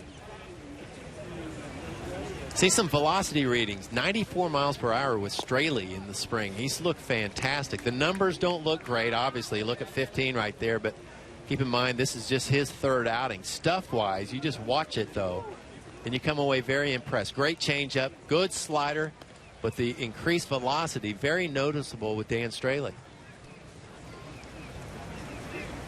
Do you find that the Astros staff sees stuff more than numbers for pitchers? I think so. I mean, they've got the TrackMan, so they're able to see spin rate, see when there's an increase or decrease with guys to see if they need to tweak something with finger pressure or positioning. But a guy like Straley, he's out of options, by the way. Line drive into center field, leadoff single. As Holiday comes up with his second hit of the afternoon, Brian Holiday launched a two-run home run to left field in the second inning. Part of that 3-0 lead for the Tigers. He's aboard with nobody out for the 9-hitter, Tyler Collins. Straley came into spring training with the Astros. He's been doing this weighted ball program where he's got some balls that weigh 3 ounces. A regular baseball weighs 5. Some 7, some 9, and he's doing different variations of that, and he feels like that's the biggest reasons why his velocity's increased. Does he throw the ball or just utilize it in positions with the arm? He throws them. Of course, starts out with the light one, then goes to the heavier ones, and when he comes back to that 5-ounce baseball, he feels like everything in his shoulder capsule just feels so much more free. Joaquin Andujar was famously seen all the time with one of the big weighted balls, really carrying it around and bouncing it to stretch his arm in that throwing position. Yeah. And of course, he wasn't the Lone Ranger, but he's the guy that I think easily comes to mind for me, seeing him always with that ball in his hand. Yeah. You see guys that, especially when the split-fingered fastball became the big fashion with Roger Craig, you see all those guys with a softball or a baseball, and they tape their fingers around the ball. Some of those guys, remember that? To force that split in the fingers? Yeah. Popped up. Appears to be playable. In fact, fair ball for Jake Marisnick, who, it doesn't matter if he's in left, center, or right, gets a great jump and typically makes every play possible. So with that being said, you look at some of these numbers with Dan Straley and you're thinking, man, he's not really throwing the ball that well. I don't think that's anywhere close to the real picture. It's a guy that's a very competent major leaguer. We saw it a couple of seasons ago when he was with the Oakland A's. Pitched a little bit with the Cubs. The Astros were able to obtain him along with Luis Valbuena in that Dexter Fowler trade. But he had a good year in Fresno. We saw him come up a couple of occasions last year, and I like the stuff. I think it plays real well. Good breaking ball for a starter strike.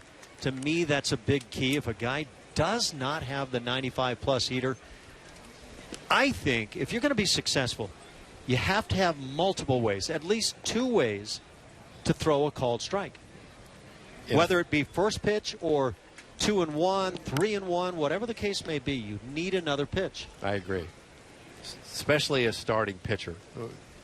when you're going to see a guy more times than once, you get to a fastball count. You can't let a major league hitter set on a fastball and miss your location by a couple inches and not expect it not to get hurt. You allow good major league hitters to turn the dial up to your heater speed. Yeah. And know that they're going to get the fastball. That's batting practice time. Anthony goes out in front a bit as he grounds it foul. We're in the 5th inning, 3-0 Detroit. Then you get to a guy who gets a lot of experience, and I thought this was the beauty of pitching, was being able to throw a batting practice fastball in those counts. Just take 4 or 5 miles per hour off your fastball. A guy has no idea how you got him out. How did you do that? You didn't slow down arm speed, did you? Slowed it down. Did you? Yeah. Really? Yeah. You didn't just tuck the baseball back in your hand? I did a little bit, or anchor my back foot to the rubber so I couldn't really push off. See, that can be effective because you tend to give the same arm motion with that one. Same arm motion. You just can't reach out as far. Line drive center field. Gomez gets there and makes the play. Now tries for the double play and unable to make it. Nice aggressive play in center field by Carlos Gomez. Saw that on occasion in the latter stages of the season. Remember that running catch, Carlos Gomez in center field at Safeco? Gets a great jump and unbelievable speed. Probably among the most athletic Astros players. Has the highest vertical leap. We talked about that a little bit yesterday's action. Just a freakish athlete. That's intriguing.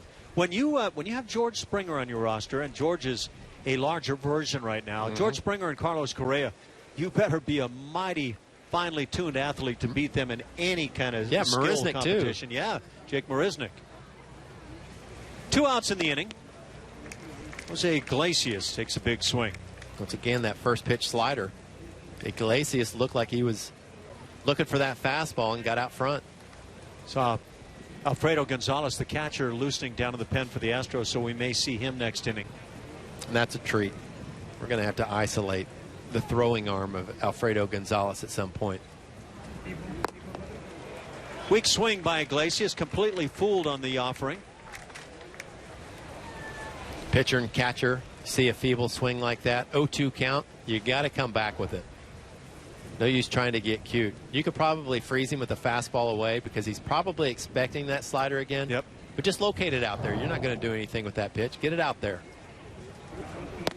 Strike 3 called. That'll do it. Straley comes in and has a solid inning, allowing a leadoff single to Brian Holiday. We played 4.5, 3-0 Detroit.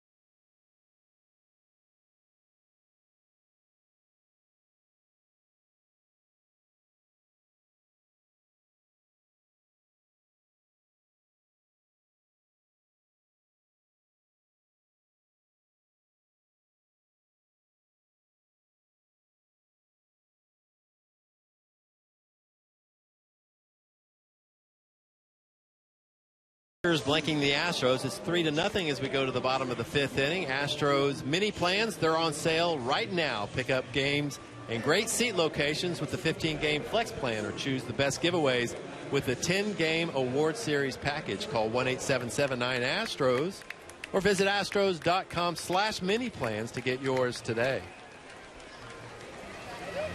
A lot of fans down from Houston we've seen over the course of the spring, and also running around town here in Kissimmee and enjoying themselves, and a lot of anticipation about the upcoming season, and rightly so. There is a tremendous amount of talent on this Astros roster.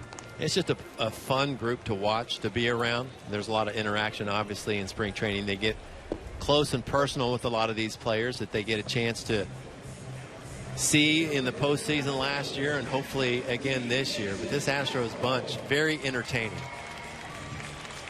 Well, if you get to be a kind of close by to the drills in the morning, and you get Carlos Correa and Carlos Gomez and George Springer kind of acting up and dancing together and having a good time. Of course, Correa's really not a part of that dance routine. He stands off to the side and looks at them like they're immature. He's 21. That's right. And he's their dad. It's more about Springer and Carlos Gomez. Altuve can get mixed in there a little bit. Yeah.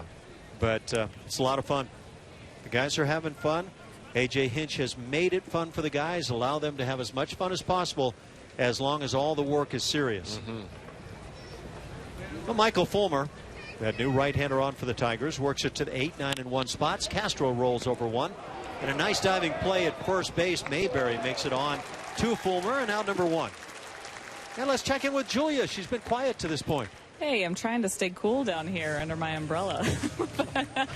I've got something on Jake for you, chatting with him before the game today, actually. He's talking, trying not to look at the results of his at-bats every day. A big thing for him is pitch selection, like a lot of these players are. But early in the mornings, he and Evan Gaddis have been doing a lot of drills to work on their pitch recognition. They've got to recognize it quickly in these drills that they're doing. So he's been working on that. Of course, the leg kick as well, trying to work on his timing. So a lot going on with Jake at the plate, just really trying to focus in on working on that stuff, not so much worrying about what happens at the end of the bat. Yeah, that's intriguing. You talk about pitch recognition.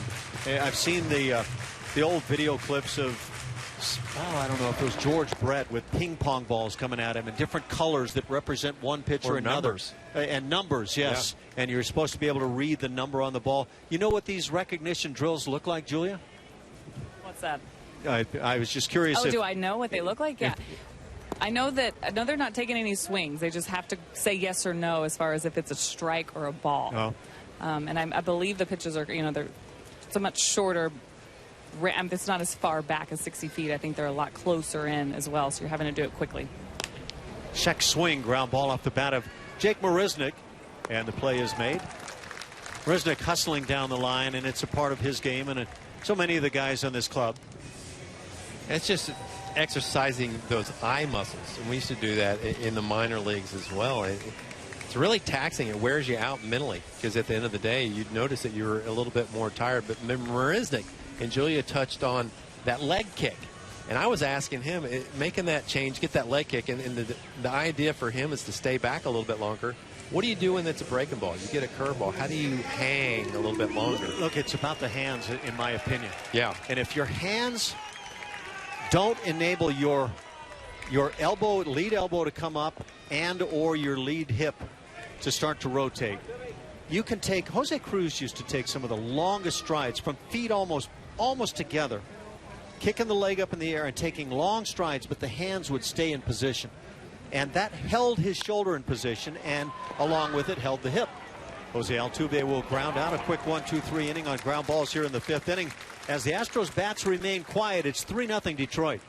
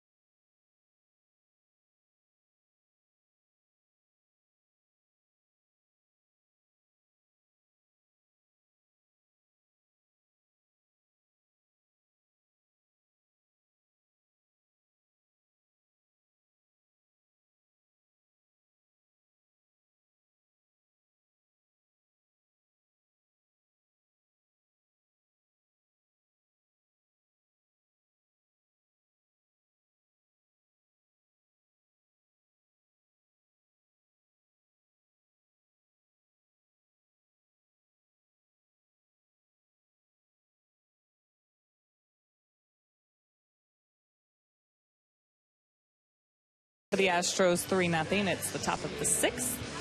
Every Wednesday night home game is Dollar Hot Dog Night. Enjoy all the dollar dogs you want while cheering on the Astros. Get more info by visiting astros.com/dollardogs or call 1-877-9-ASTROS. There have been some changes on the outfield I just noticed, but we did get a chance to see Gomez, Marisnik, Springer out there together. And these guys obviously have a lot of fun, just their personalities alone. But when you hear them talking about them playing in the outfield together, you'll hear pasture ball a lot, something I had to dig a little deeper into to find out what it was. Springer telling me that there's a lot of green out there. The ball is the cow, and you got to go get it. So a lot of games going on between these guys. They started the Namaste thing. Definitely a team within a team with these outfitters. It could be one of the best outfield in the league. Why is it that every time Julio Morales gets on there, somebody hits a home run as Ian Kinsler jumps on one and makes it 4-0 Detroit? Thanks, Julia. How come every time she says namaste, Kinsler goes deep? Yeah. Yeah, that's part of that. What is that? The PS2 thing that they're advertising. Jose Altuve is a big part of that. Right in the wheelhouse for Kinsler. He loves to pull the baseball. Got that one on the inner third. Third home run for the Tigers today. Mike Gerber and Brian Holiday with the other two. So 4-0 Detroit. Nobody out here in the 6th inning. 5 hits for Detroit versus just the 2 for Houston. Steven Moya is the cleanup man and right fielder for the Tigers. Well, this is a good-looking body on this guy. Big fella. Yep. In a Tiger uniform, I kind of think Tony Clark a little bit from years gone by. Great call. See those long arms. They've been trying to tie him up all day. Right on the hands. Steve Sparks on the money with that. And George Springer diving, laying out, and making a big play in right field. My book, he can play right field with anybody in the game. Yeah, I'm right with you. And we see this on a daily basis. All-out effort. You're always going to get that from George Springer. And just great athleticism. Look at this jump and the speed. And always throws that body around. By the way, defensively, if I can insert Andrew Applin playing in center field now. And Alfredo Gonzalez is behind the dish. It'll be a treat if you get to see Gonzalez uncork a throw. He can throw with anybody. Little looping base hit with 1 out for Casey McGee. His first hit of the afternoon. Well, that wasn't going to carry. That was hit off the end of the bat. Good late movement from Dan Straley. But McGee strong enough, and he's going to be lifted for a pinch runner. Got a number down there? 79, I believe. 79. Jones. You can say Jones for just about anybody during spring training. Jacoby Jones is that pinch runner. Isn't he a wide receiver for somebody? Yeah. Used to be with the Baltimore Ravens, with the Texans, too.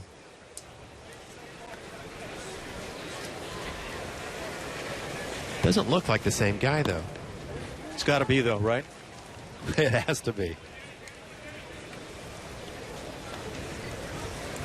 So Jacoby Jones aboard. 1 out, a run in. Long home run by Ian Kinsler. That wind had either turned around on its own or the home run turned it around. The wind not blowing anywhere near as much toward right field as it had been.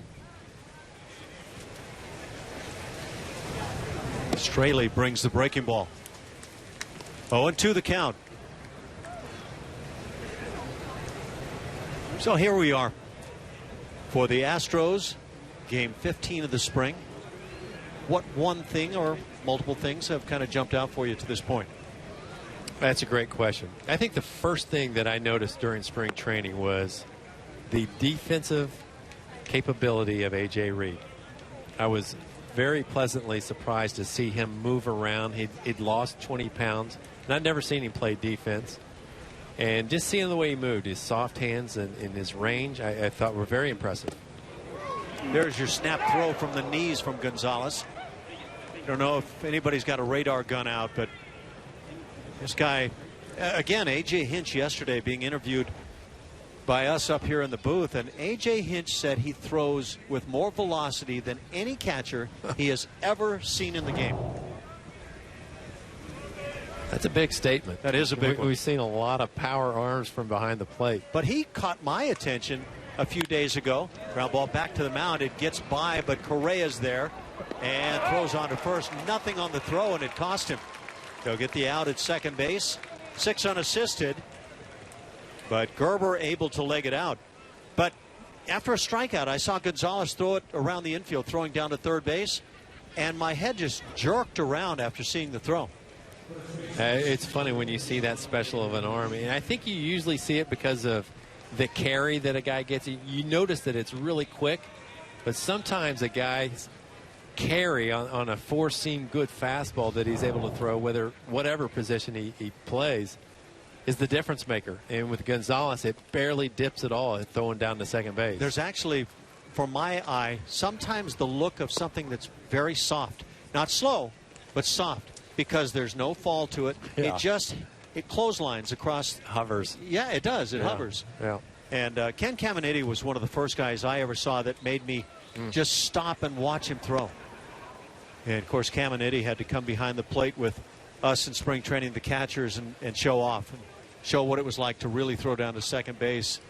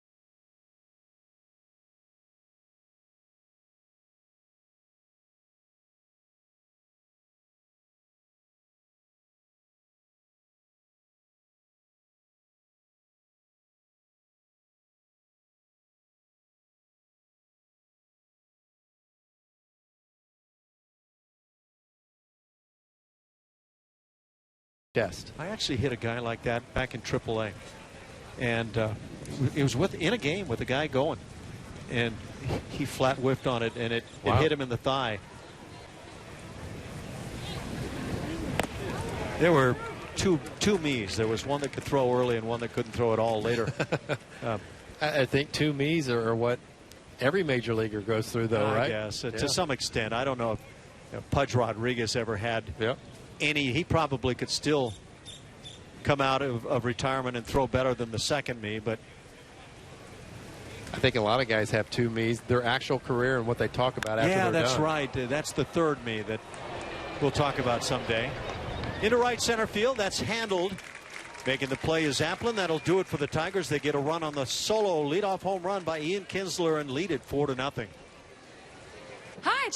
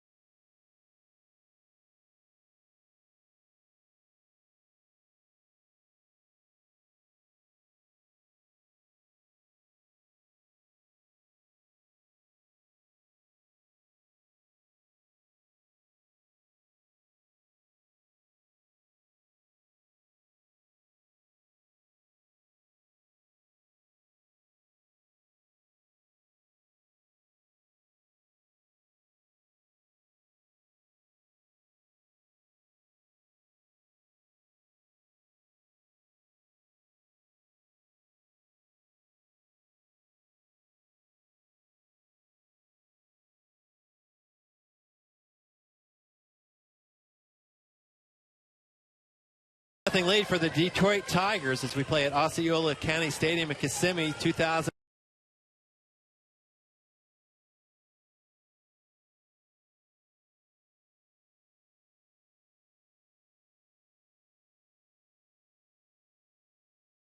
Visit Astros.com or call 1-877-9-ASTROS. The fans enjoying a beautiful afternoon. The Astros bats not having a great time of it. They have just 2 hits while they've been shut out by the Tigers. And some changes for Detroit defensively. We'll get to those as the inning goes on. But they do have Winton Bernard playing in center field. It is at shortstop Dixon Machado. Michael Fulmer is still on the hill. He'll work a second inning as the Astros will bring up Carlos Correa to start this 6th. 3 home runs, the difference in the ball game as the Tigers have launched all 3.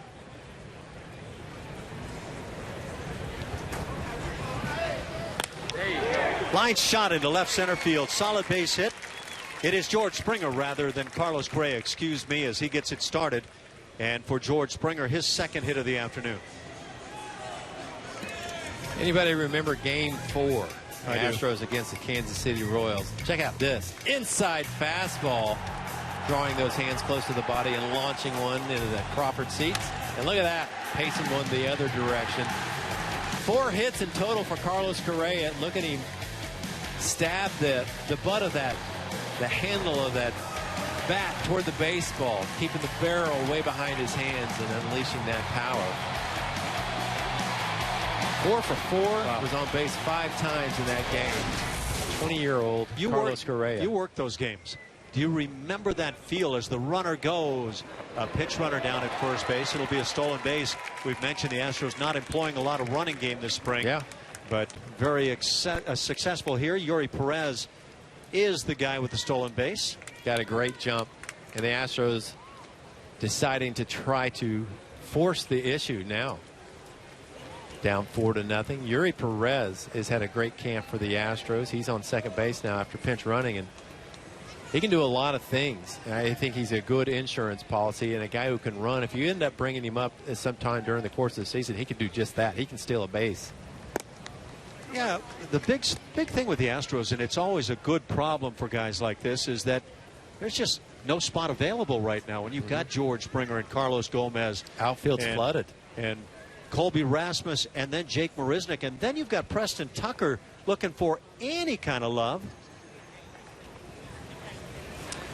Preston Tucker had a big hit in the 9th inning yesterday, or make that the bottom of the 8th inning, to be able to put the Astros ahead. That was a big time hit. But he's in a position now where he could probably go string together 10 consecutive hits right now between now and the end of the spring, and somebody's going to say, you know, nice job, you played great, but what are we going to do? Yeah. Well, it just depends on how many pitchers they're going to carry, how many relievers. That's part of it. And the roster construction. Big swing and a miss by Carlos. I think that was a big reason why A.J. Hinch wanted to even take some grounders at first. He'll probably go to the backfields and get some action in the games to play some first base in those games before shoving him out in big league action. There's just a lot of quality outfielders on this team. Really good ones.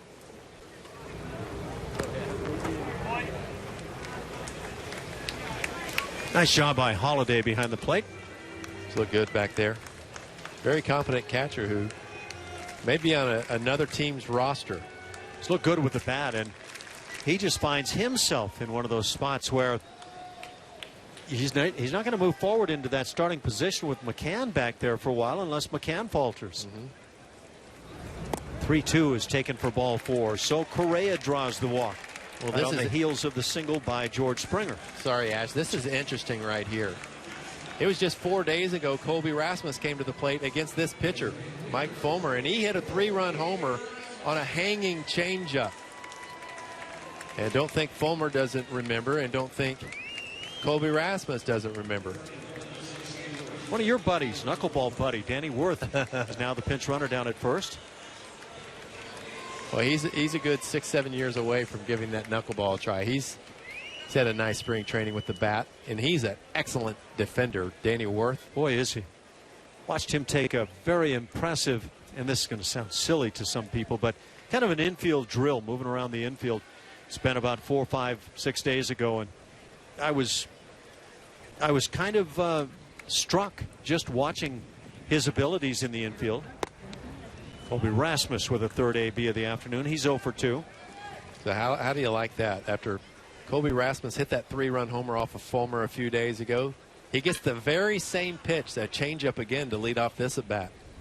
Probably the last thing Rasmus would have expected. You can think yourself into slumps in this game. Isn't that crazy? If you if you could play the game, a lot of times people talk about, well, have a plan. Think it all through before, and that can be good. It's better to be stupid. It is sometimes, I could throw out some names. I will choose not to. But guys, but you just nodded at me. Yeah, that wasn't a nod, Sparky. But yeah, there are guys that just could play, and they took nothing else other than that knowledge that I'm going to get you right now. It's all about staying in the present, isn't it? Simplifying things. And it's why, for me, a lot of times I have a hard time because I've had so many experiences with this player or that, and it breaks the rules, and he wasn't the same as everybody, and the coaches tried to make him that way, but in the end he was a lot better not being, and just kind of everything that you've seen over your career. And it leaves you realizing there are a lot of ways to this game. Yeah. I never found any of them, but there are just different ways. I think that's what makes this coaching staff so unique. Willing to bend? Willing to bend, not treat everybody the same. And it starts with A.J., and he's a psychology major from Stanford. But Dave Hudgens, the guy on the right there, magnificent hitting coach. And just like Craig Biggio was talking to us about earlier, you can't treat everybody the same. Not everybody has the same batting stance or the same swing. Yeah, Bish talked about the fact he was a high ball hitter, and everybody coaching in those days was saying, stop swinging at that pitch. You've got to stop it. But that's what led to him being one of the great players. Yeah. But you have to stay respectful when you're a young guy, especially. Yeah. So you say yes, sir, and you try your best not to swing at the pitch you have your eyes light up on. And while he's looking? Yeah. And that's a good point. At some point you do it and you get a hit, and the coach says, okay, I'm not going to say anything this time, and then he does it again. And so you finally let that guy play. Rasmus takes strike 3. First out of the inning. I think Colby was looking for something else right there. He saw 2 or 3 changeups in that at bat, saw a slider along the way, and that 3-2 fastball seemed to catch him off guard. And it brings up Andrew Applin, who came on defensively for Carlos Gomez last inning.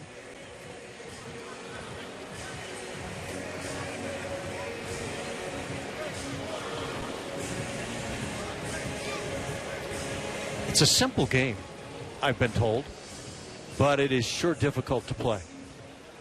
When you were playing well, and I think we both fall into this category.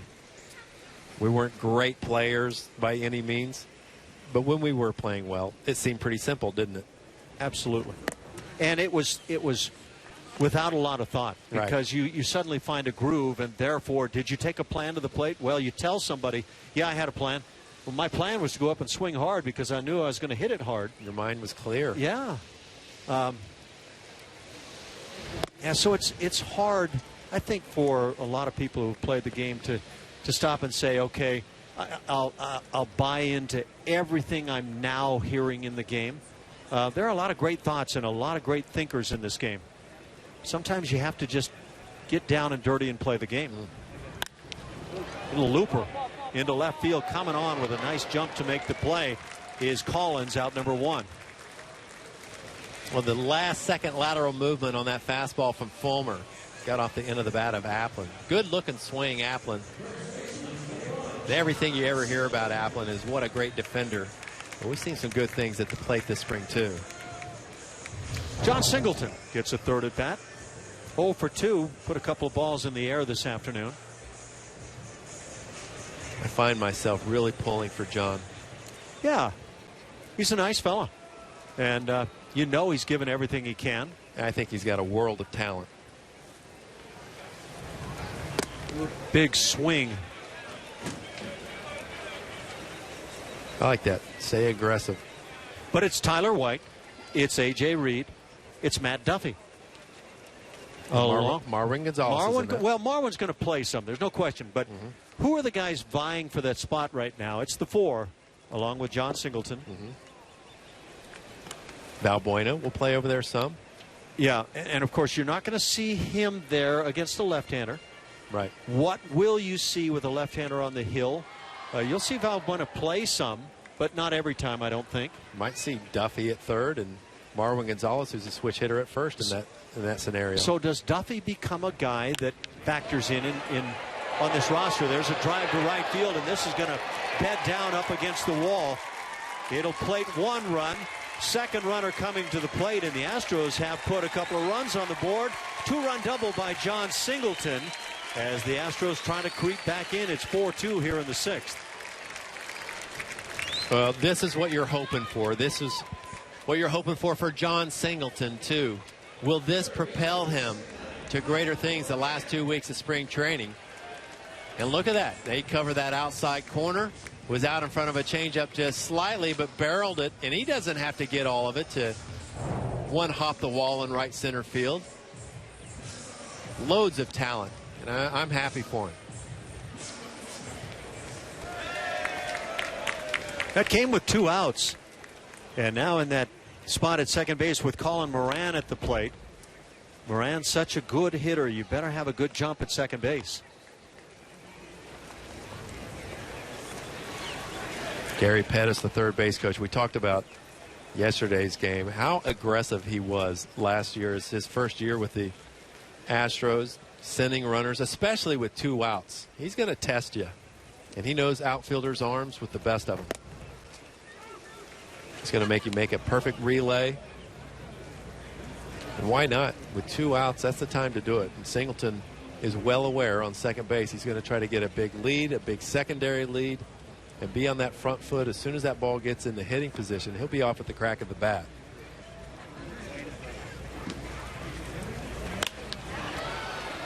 Hit in the air, shallow into right center field. And 2 outfielders almost colliding, but ultimately making the play is the right fielder. That'll do it. The Astros get their first runs of the day, trail at 4-2. A fast.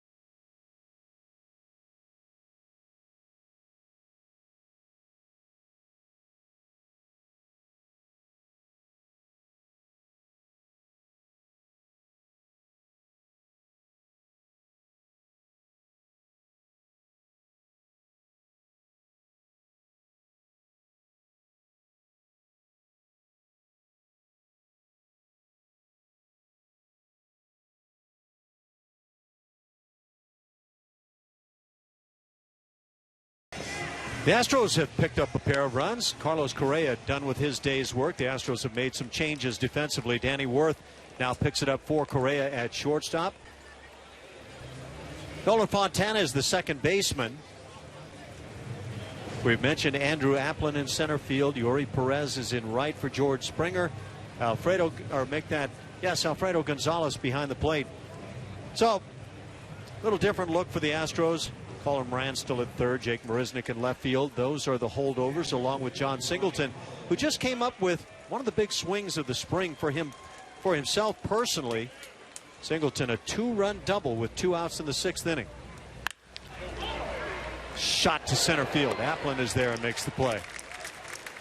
Well, from our vantage point, that ball was knuckling out to center field, and Applin had to pause for just a moment to see if that ball was going to continue to sail out there, and had good carry on it. And Applin, one of the better defenders in the Astros minor league system, made it look easy. He's been a guy that I just kind of took to the way he just his movements on the field. I like what I see. Looks like a major league player. He does. He really does. And like you say, that ball was kind of back and forth like the knuckleball to center field. And he just kind of sized it up and then made his move at the last instant. Kind of like a good knuckleball catcher would. I don't know if there is such a thing, but it's the way he would do it if that guy actually existed.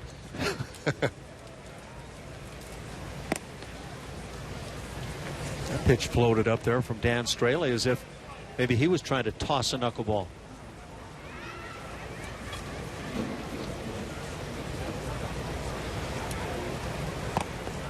Collins started the game in left field, still in there. His third at bat of the day. Anthony Gose, the leadoff man, has been yanked, and Wynton Bernard is waiting on deck. Strike called, 3-1 the count. Well, the Tigers finished 20.5 games out of first place last year. Last place in their division. Of course, Kansas City Royals taking it all. They don't figure to be last place this year. They figure to be contenders. Al Avila, the new general manager for the Tigers. He was aggressive in the offseason, wasn't he? Jordan Zimmerman, Justin Upton. Well, he came in really trying to make it his own team. The big question during the offseason that I recall was, would Brad Ausmus survive as the skip? And he did. Yeah. And there was a lot of questions about that. I could have seen Brad catching on somewhere else very quickly. I think he's an ideal guy as a manager. Here's a shot to the gap in right center field. That's going to scoot and go to the wall. Extra bases for Collins. He's not stopping at second. He'll have himself a three-bagger. It comes with one out and brings up Wynton Bernard.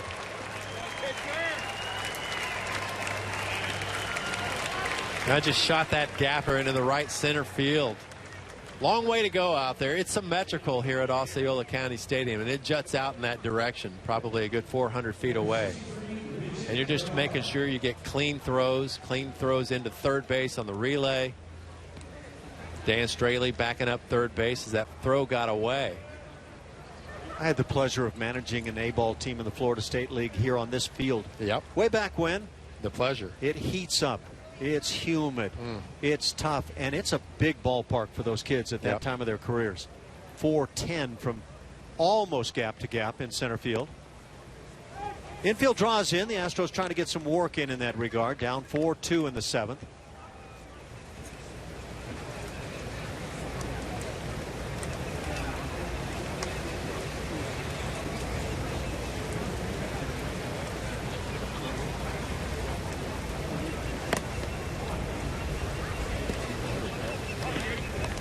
Starting to see that slider hang a little bit. When you draw that infield in as a pitcher, you're trying to keep it low. You want that ball on the ground. That's why they're in there.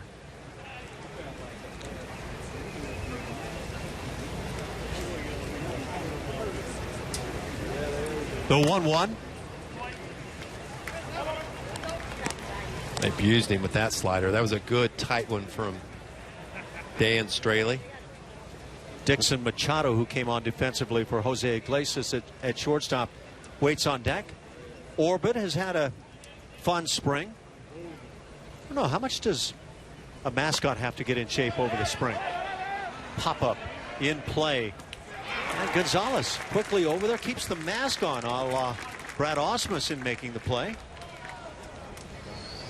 I think that's the way to do it. Did you take your mask off and throw it out of the way quite a bit so you could see better? Well, when I played, we didn't have the hockey mask. And so it moved around more? Well, we were told to take it off. Let me put it that way. If you had wanted to leave it on, you wouldn't have been allowed to. It wasn't the way. I mean, it's part of kind of what we've been talking about on the day. There are ways or were ways to do things, and you better do them that way, son, or we can find somebody who will. Wow, that sounded pretty specific. Did it?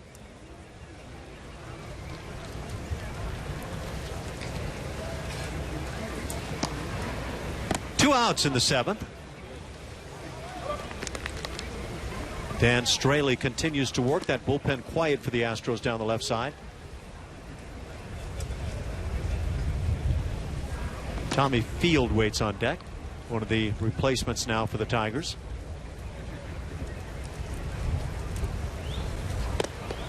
Machado takes a strike. You know, the Astros are stretching out Straley as he's the third pitcher for the team this afternoon, but figures to be a starter during the course of the season. If he was to make this team, it was be as a long reliever. Is he one of the guys that could find a start in Mexico City? I think right now, Chris Davinsky got sent down to minor leagues today. They've named him as one of those starters along with Brady Rogers. And one of the reasons why they wanted to get both of those guys down to minor league camps so they could stretch out and throw hopefully 5, 6, maybe even 7 innings in Mexico City in those games. A couple of guys that figure prominently in the Astros' plans later on. Bat starts. Holding it back is Machado. 2-2 the count. Davinsky looked great yesterday, by the way. Yes, he did. That power changeup. Not just that floater. I mean, this thing had some diving action. I'll say something I've said many times, having caught guys who had good changeups. I caught some guys that had power changeups who had zero movement. It was all about arm speed. And guys would swing at the arm, and here would come the baseball. As this one gets on by to the backstop, and that'll provide run number 5 for the Tigers. Gonzalez unable to block it. And sometimes on a fastball, there is just zero reaction time for a catcher. And so, did he get down? Did he do what's necessary? That wasn't a fastball. Yeah, that was the slider. So you anticipate. Yep. And you put one weight on that left leg to push out just in anticipation of that ball being out there, but just didn't get that glove turned over or the body to get out in front of that, especially with the runner on third base. Waving through it, Machado. That'll do it for the Tigers. One pitch too late for Dan Straley to get out of the inning. Tigers put a run on the board, lead it 5-2.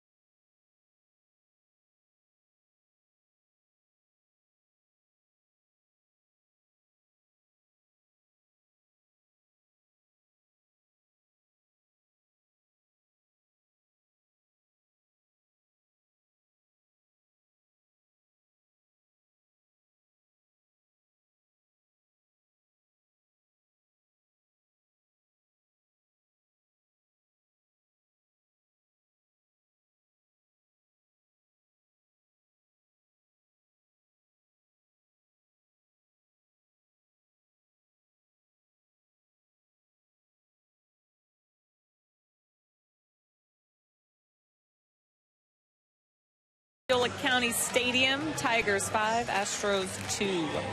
MLB TV Premium is back with a new low price for 2016. Watch every out-of-market game for every team live in true HD on over 400 devices. Blackout and other restrictions apply. Visit MLB.tv for details. I'm hoping there's some of those people watching on MLB.tv right now, maybe at work, sneaking it in. What do you think, guys? Oh, no doubt about it. And we hope they're there. So many fans in Houston intrigued by this club. I wish I would have called it in.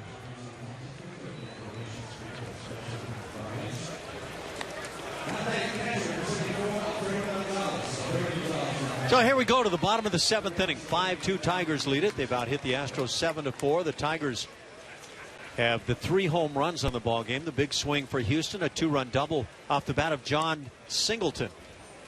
And that's key for John. Might be able to get some sleep tonight. Yeah. He's got to feel good about it. See Alfredo Gonzalez, who got put on the 40-man roster for the Astros last year. Well, for throwing arm alone, you wouldn't want to let this guy get away. This is the Jason Castro spot in the order. So first at bat of the day for Gonzalez. Castro went 0 for 1. He was also hit by a pitch and a line shot into right field off the bat of a guy who hit 300 last year in the minor leagues. Good looking swing right there. Just going with the pitch, right? Just hit it where it's pitched. Beautifully done. Defensively, other changes for the Tigers. Chad Huffman in right field, Jason Krazan in left field. That's pretty. Take a look at this. Could a guy like this open eyes and become available for the 2016 season? That's what Alfredo's hoping. Well, it's happened before. Sometimes from guys that you never anticipate. Man, if a guy with that kind of a throwing arm could become valuable with the bat and you could count on him behind the plate in every regard, you got something. Cesar Valdez now throwing in the pen for Houston.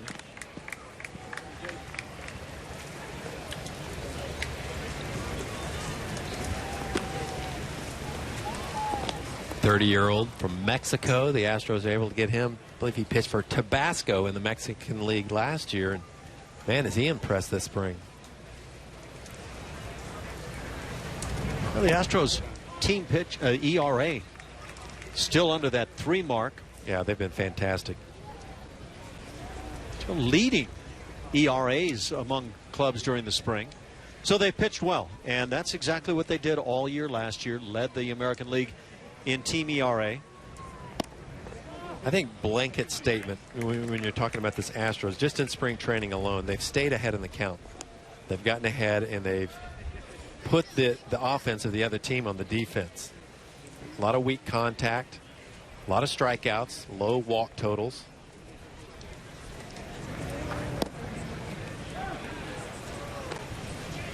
You can see Jake from time to time working on that leg kick that he gets in between.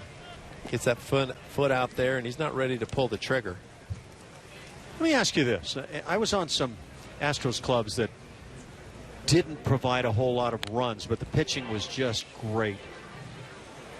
And there were times when divisions could kind of form where the pitchers would start to say, when are you guys going to start doing something for us? Starts hearing some murmuring. Have you been on that club? Yeah, I have.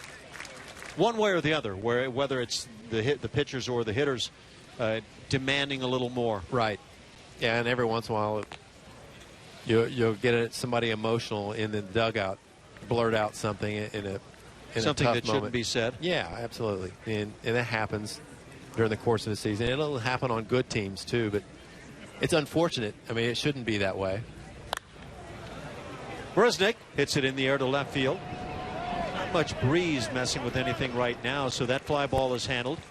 And out number 1, Jake Marisnick 0 for 3 on his day. I think it's just a situation where people have to understand that when it's out of your control, it's not going to help you by worrying about it. Brad Ausmus comes out. He points to the bullpen, so that's going to do it. On the hill from Michael Fulmer, they've had the lefty Blaine Hardy throwing in the pen. He is brought on now to face the top spot in the order for the Astros. Nolan Fontana is the guy in that spot. We'll be right back with the Tigers leading it 5-2.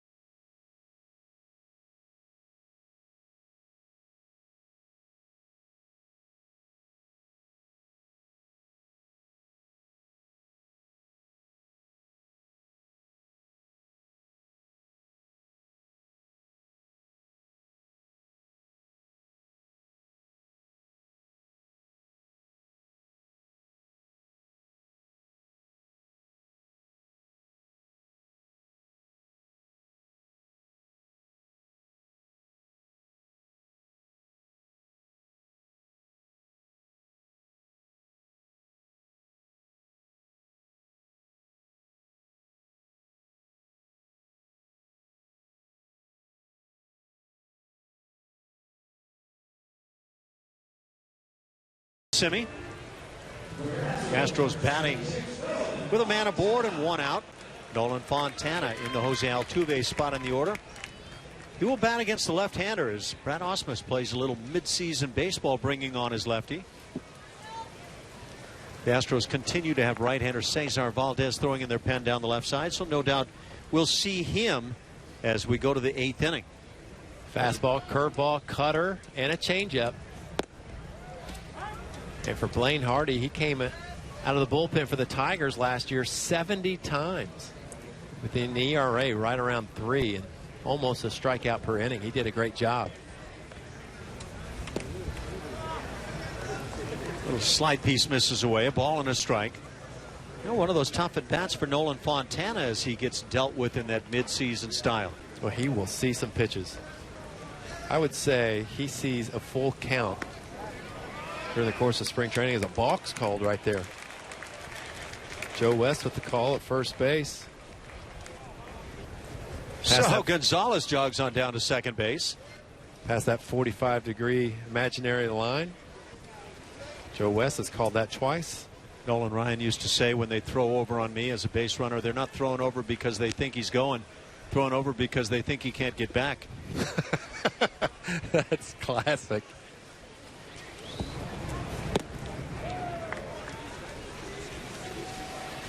I was going to say Fontana, very patient at the plate. He's not afraid to hit with 2 strikes. He will wait for a pitch that he can handle. Well, you know, I've always wondered about that, too. Does a guy take pitches because he's waiting for a pitch he wants, or because that's what he does? He takes pitches and he's willing to hit with that deep count, and when it's all said and done, Fontana strikes out looking. That's the second out of the inning. But I don't know the answer. I think the best case scenario, you need to look for a pitch, whether you're one of those guys that looks for it inside or away, or look for something in a specific zone early in the count that you can drive. Well, if you don't get it, wait. I've seen a lot of those guys who have that label of he's waiting for a pitch, and they'll take a fastball right down the chute. And, of course, those reputations get out that this guy will take a lot of pitches. Yeah. That's Mike Trout. But there's a lot of honor in today's game for getting deep in counts. And so, you know, guys will do that.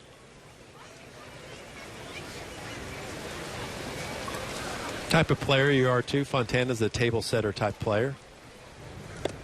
Good changeup. Perez out in front. Yuri Perez took over for George Springer. Springer had 2 hits on his day. Looked good. Nice controlled swing, too, wasn't it? Hit one off the end of the bat. A little soft liner into right field. Lined one to center field. Yeah, I'd say a solid day for George. Great catch out in right field. Yeah, that diving play. You get so accustomed to seeing it with George, you can see it coming. But the other guy, Jake Marisnick, will lay out and make those plays as well. That's funny. I mean, talk to this pitching staff for the Astros. They're not surprised by it. Nope. They're probably a little upset when they don't make that play. I think they anticipate it's coming. Yeah, which is crazy. Jake Marisnick has been known to lay out on Tal's Hill, and yes, Tal's Hill is back this year. Yeah. I'm one of the fans of Tal's Hill. Are you? Yeah, I am. Yeah. I like it. I think it presents a little something different, obviously. I love the stadium all the way around. I think it's fantastic. Pitch has popped up, shallow into right center. Center fielder taking charge. Bernard with the catch. That'll do it for Houston. Had a base hit and leave a man. 5-2 Tigers.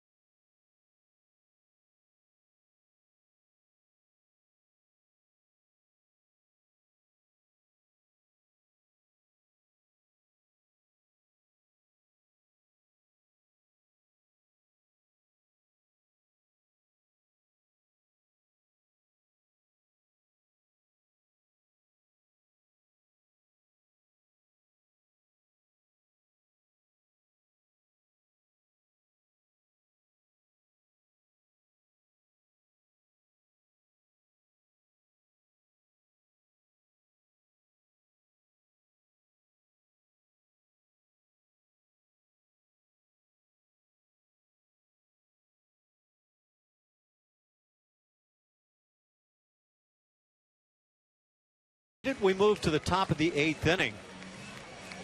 Major League Baseball, MLB, is in town. They're doing part of their 30 teams in 30 days.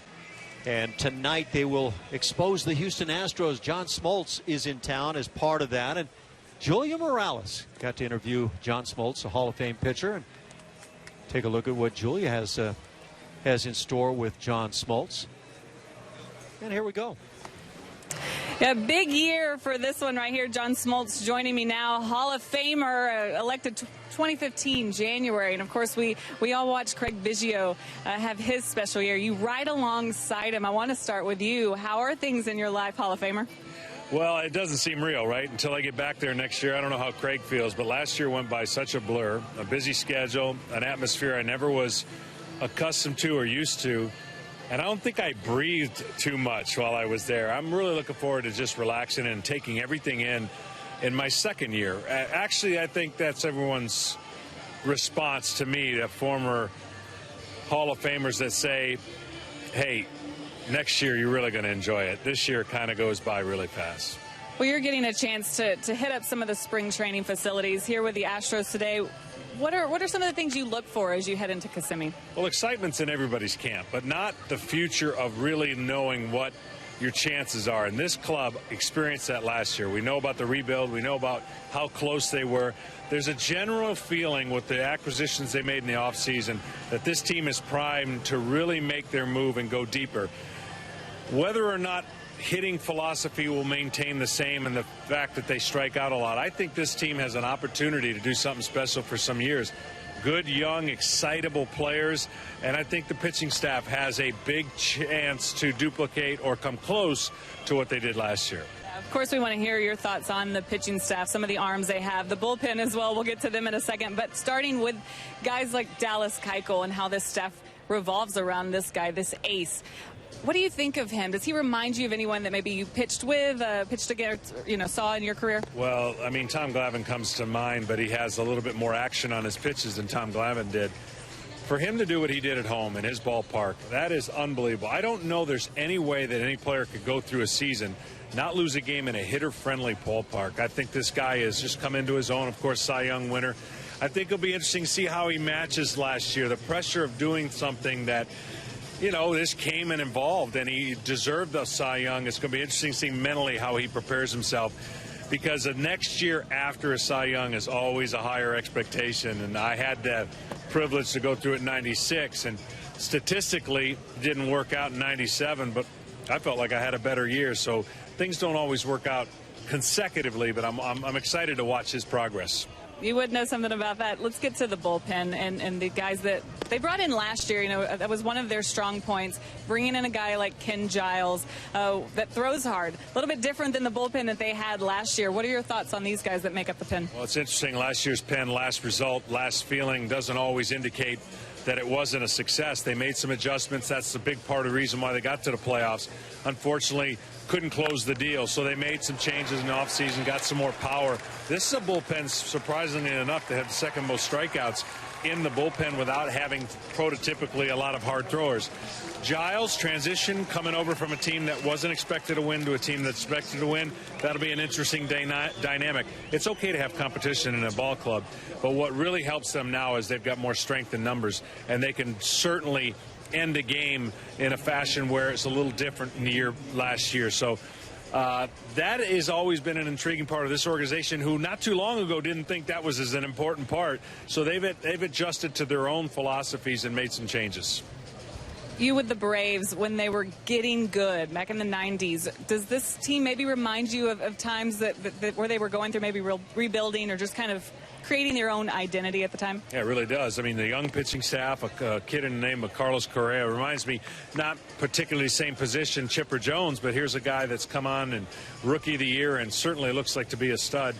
I think for the Houston Astros, I'm always intrigued when a team goes from the bottom to the top, and then allow the hats start coming out of the cupboard and the jerseys start looking better. There's a feeling as a player, you go into spring training going, we're pretty good, and we can compete and prove that last year wasn't a fluke. Thank you so much for the time. Great stuff from John Smoltz there. My pleasure. And we thank you, Julia. Quite a day. A couple of Hall of Famers, Craig Biggio and John Smoltz, on with us. A lot of good insight right there. You know, John is obviously a very bright guy and well thought out with everything. So is Julia, and that turned into a very good interview. We thank you, Julia. And I like the question she was asking about comparing that to that team when the Braves, when they were lousy for a year or two at the younger stages with Smoltz and Glavine and those guys. And they had some up-and-comers. Chipper Jones headed that class, but a lot of similarities to this Houston Astros team. And when you have a good minor league system with good talent coming through, that's going to allow you to sustain success for quite a while. And again, the reason John Smoltz is in town, part of MLB doing their 30 clubs in 30 days, checking out the Astros today. You want to watch it, and you should. It's on at 6 o'clock Central tonight in Houston, and find out a little more about the Astros. We hope we have brought you a whole lot of what's coming along with the Astros this year. Well, I don't want to spoil what the Astros fans are going to be able to see, but they interviewed, and I believe Heidi Watney and John Smoltz interviewed a lot of the guys on the team, including A.J. Hinch. But one in particular should be very interesting, one of the outfielders for the Astros. Something very colorful in that interview. A little tapper is foul off the body of Jones with one out here in the inning. Tigers picked up a double off the bat of Huffman. Chad Huffman, who came on defensively in right field. He's at second base. And Jacoby Jones at the plate with the 2-2 count. Well, you left me hanging. I kind of feel like the guy with Dirty Harry I got to know. That was a beautiful impersonation, so I'll have to reveal a little bit. One of the particular players on the Astros, let's just say he likes to dance. Oh, really? He didn't do a conventional interview, per se. No? Not like you'd see in any normal interview where a guy's just wearing his ball cap. So something visually was different. That's right. Okay.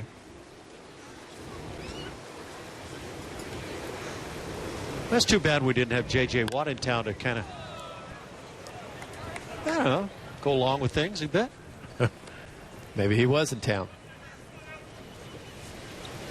Hey, I want to talk about Cesar Valdez for just a moment. Who is the new pitcher on for the Astros? Yeah, what we've been able to see so far in spring training, we're seeing a lot of strikeouts, but this particular count, watch this. I mean, he has great movement on his fastball, so I'm sure that caught the eye of somebody. But this changeup and slider combination, he's able to throw any one of those in this count right here.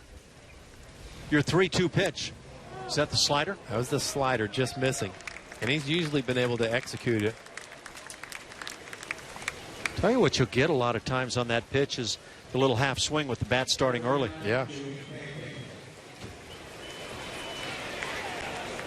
Tigers now have right-hander Bobby Parnell throwing in their pen. And a pinch hitter right here for Mike Gerber, Ash. I'm not sure who it is. Number 89, but we didn't get there. That's Joey Pancake. There we go. I know you made that up.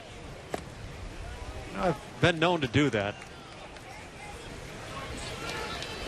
But in this case, Joey Pancake is the pinch hitter.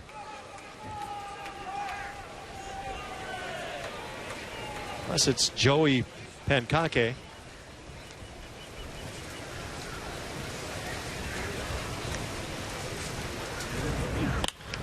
Off the fists into left field. That's a base hit.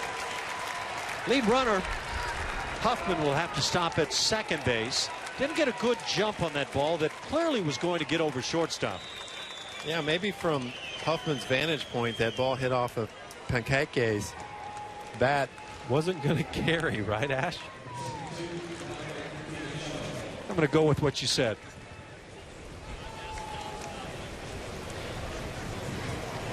I'm just going to go with JP.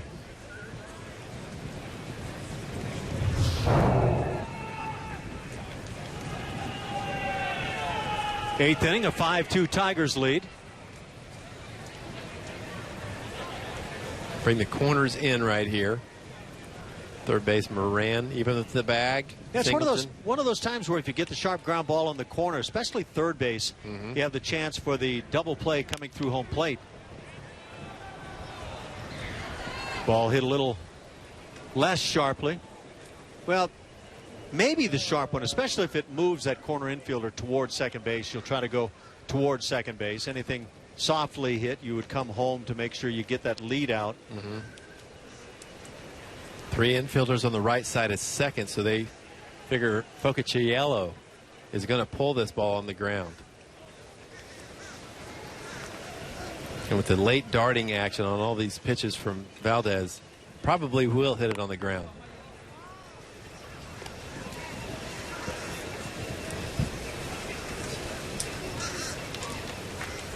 Focacciello came on for John Mayberry Jr.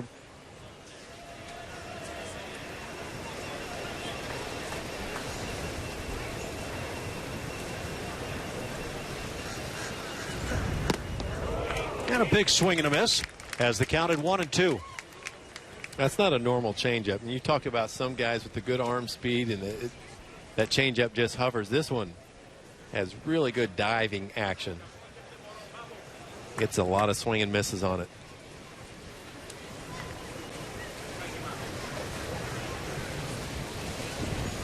Valdez brings it and got him. You know, there's one of those pitches you talk about. I assume that's the splitter. Or did I assume incorrectly? I was watching the field and not the monitor. I tell you what, it moves like a split-fingered fastball straight downward, but it appears to me that it's a change-up grip. Yeah, well, it's just got I think you may be right there. Yeah, more movement than most. So Focacciello is down. 2 outs here in the inning. And now the infield can play back with the 2 outs as Valdez induces another swing with the ball at the plate. Tendency for a lot of pitchers in situations like this. The biggest out is that second out, because they can score so many other ways with a runner on third base and less than 2 outs. You get that second out, you have a tendency to relax and then give up a big hit. It'd be interesting to see how Valdez handles this situation. It's 8 strikeouts now for Astros pitching. Off the fist, hit to third. Moran will go to the bag, and that'll do it. So the Tigers wind up stranding 3 in the 8th inning, but still maintain the 5-2 lead.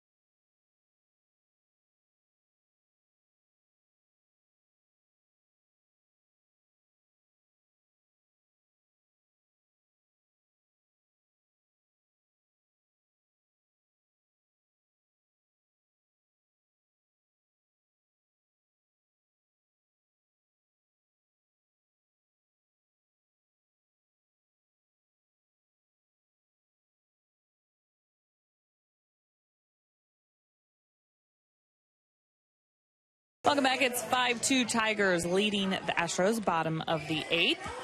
And we've seen the first base competition over the past couple of weeks or so, about halfway through spring training. A.J. Hinch was hoping some guys would step up at this point, especially during this little 3-game home set. Tyler White being one of those guys who's continuing to get the hits, around 29 ABs right now, hitting .345.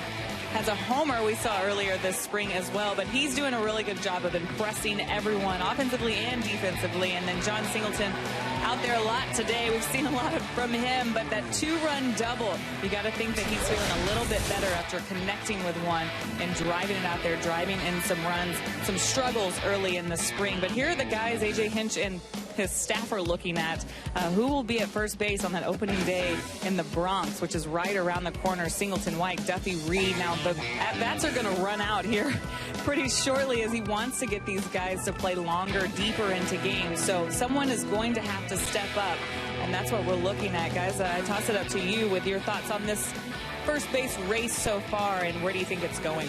Yeah, thanks, Julia. And that is the big battle going on right now. You know, obviously, John Singleton comes up with a big double to drive in a pair today. Tyler White's been good. A.J. Reed has been good. They've been more than good. They've been really impressive. Whether White is as good defensively right now is, I guess, up to individual impressions.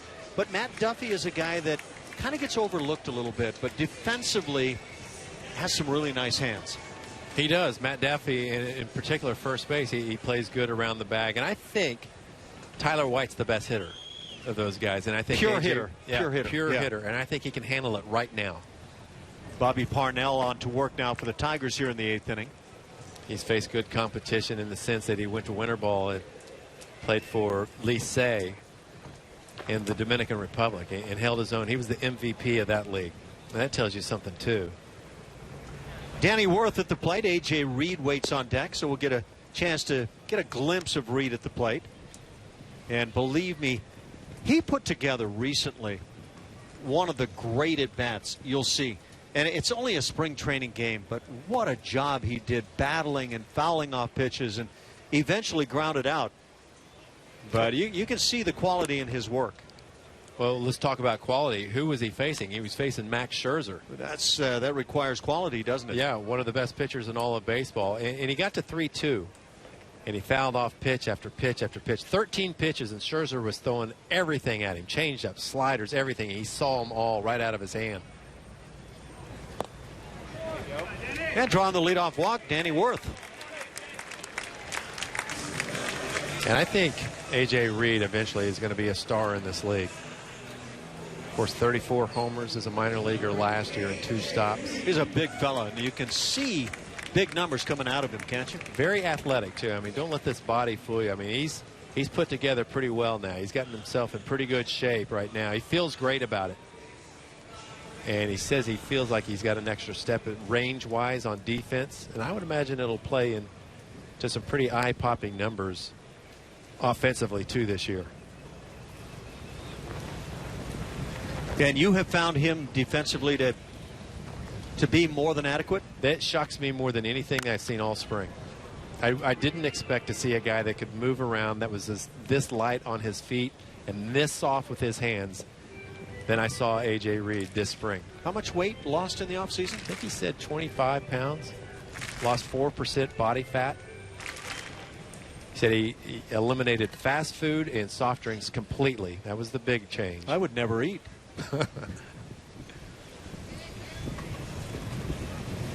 Yeah, that soft drink thing is a tough one. Yeah, it is. I know you've done great lately, and to be lauded for your work. I enjoy jazzercise. I mean, it's easy when you love it. I thought you were doing spin class. It's easy when you love it, and I love to dance. Well, you and George Springer hanging out together, you should have no problems coming up with opportunities. Breaking ball finds the strike zone. 1-2 the count. But along with Colin Moran,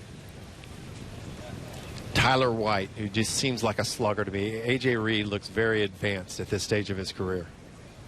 Give me a comparable on Tyler White. Evan Gattis, maybe? Taken at the knees for a called strike, so Reed caught looking. Obviously didn't feel like that was a strike. Who did you say on that one? Maybe Evan Gattis. A little bit. A guy that can be anticipated to hit for a higher average? Maybe. Yeah, I think White may go to the opposite field gap a little bit better than Gattis. Gattis may have a little bit more loft to his swing, and it may hit a few more homers, but that type of guy. Andrew Applin at the plate. He's 0 for 1 on the day. Flied out to left field. Took over for Carlos Gomez. Gomez had one of those unusual days. Hit by a pitch in the second. Drew a walk in the 4th inning. John Singleton waits on deck. Boy, when you're battling for a position, as A.J. Reed is, and then you get one of those late in the day at bats, you go to the plate and you take a pitch that you think is out of the strike zone and you get rung up, it can feel like such a waste. Well, think about what they've done all day. They started their workouts at 9 o'clock this morning. Yeah, the late workouts. Yeah, stretching and running. Yeah, I mean, yeah, they lifted weights probably before that, some guys. Well, I know in talking with some members of the coaching staff early on that some of the first basemen were coming out for ground balls and work at first at 7:30. That's right. Yeah, I saw them when I was driving up this morning. That's exactly right. I saw all those guys. They were what a show-off you are. Plastering balls. Well, you're already in the booth, so yeah. When I brought your coffee as you demanded. I don't think you're accurate there at all. Applin takes a strike. It's 3-1. Looked like he might have had a green light. Why not? Yeah. See what a guy can do in a situation. The Astros down 3 here in the 8th inning with 1 out.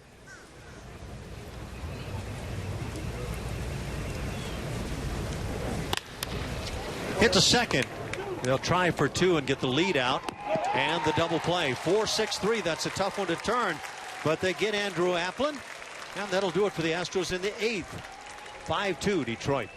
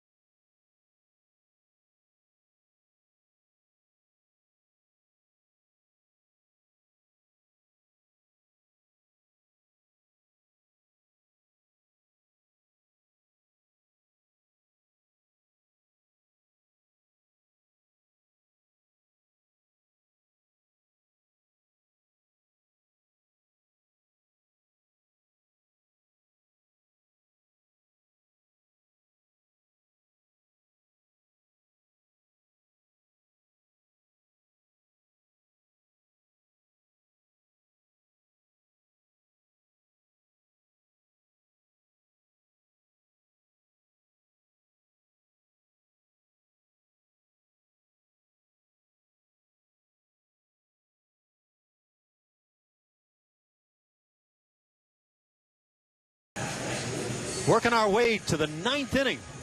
Steve Sparks was telling us yesterday all about the birds of prey here at the ballpark. Let him work on that a little further. The Astros are down 5-2 as we go to this 9th inning. Cesar Valdez still on the mound for Houston. That's actually the South Canadian Mohawk Osprey. Finds its way down here for the month of March only. I have this thing about not believing much that comes out of your mouth at times.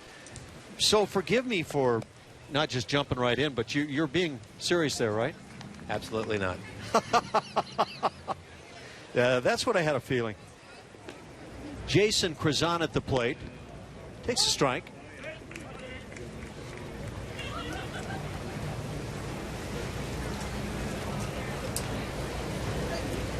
Yeah, I never know when. Shift on in the infield. Colin Moran holding his ground right there at the shallowed up third base position, taking away the bunt. Will Major League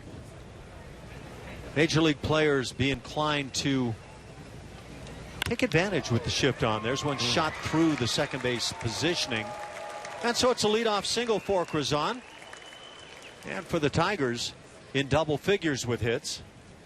Well, in answer to your question, they're going to have to. Seen a lot of averages of pull hitting left-handed hitters plummet in the last couple of years, and you see some guys phased out if they can't make an adjustment, I would imagine. And by adjustment, I mean you better start bunting a little bit. Just push it by the pitcher when they're giving you that base hit. Yeah, I'm not sure why there seems to be pushback. Yeah, the sense of, oh, well, we don't want to bunt and try to do that. A hit's a hit, right? It depends on the score of the game. It does. Yep. It does. But if you can start an inning, for example, a few years back, I saw some guys taking advantage to try to start a rally, even if it was with one out. Yeah. You get a big power hitting left-handed hitter up, and I think it becomes more of a macho type thing to hit through that shift almost. Machado has looked good since coming on today. Part of that double play. Good strong arm from shortstop completing the double play. That with Andrew Applin running down the line. So back-to-back hits. 2 runners aboard, nobody out. Now, excuse me, this is Machado at the plate now. That was Bernard with the base hit. It gets a little tough this time of spring training games. Bernard had gotten a changeup up in the zone, and once again for the second inning in a row, Valdez finds himself with a lot of base runners. See if he can wiggle out again. Showed good composure last inning with 1 out and the bases loaded to get out of it. Tommy Field waits on deck.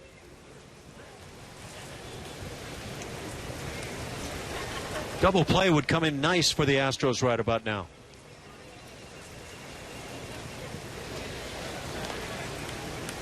Dixon Machado.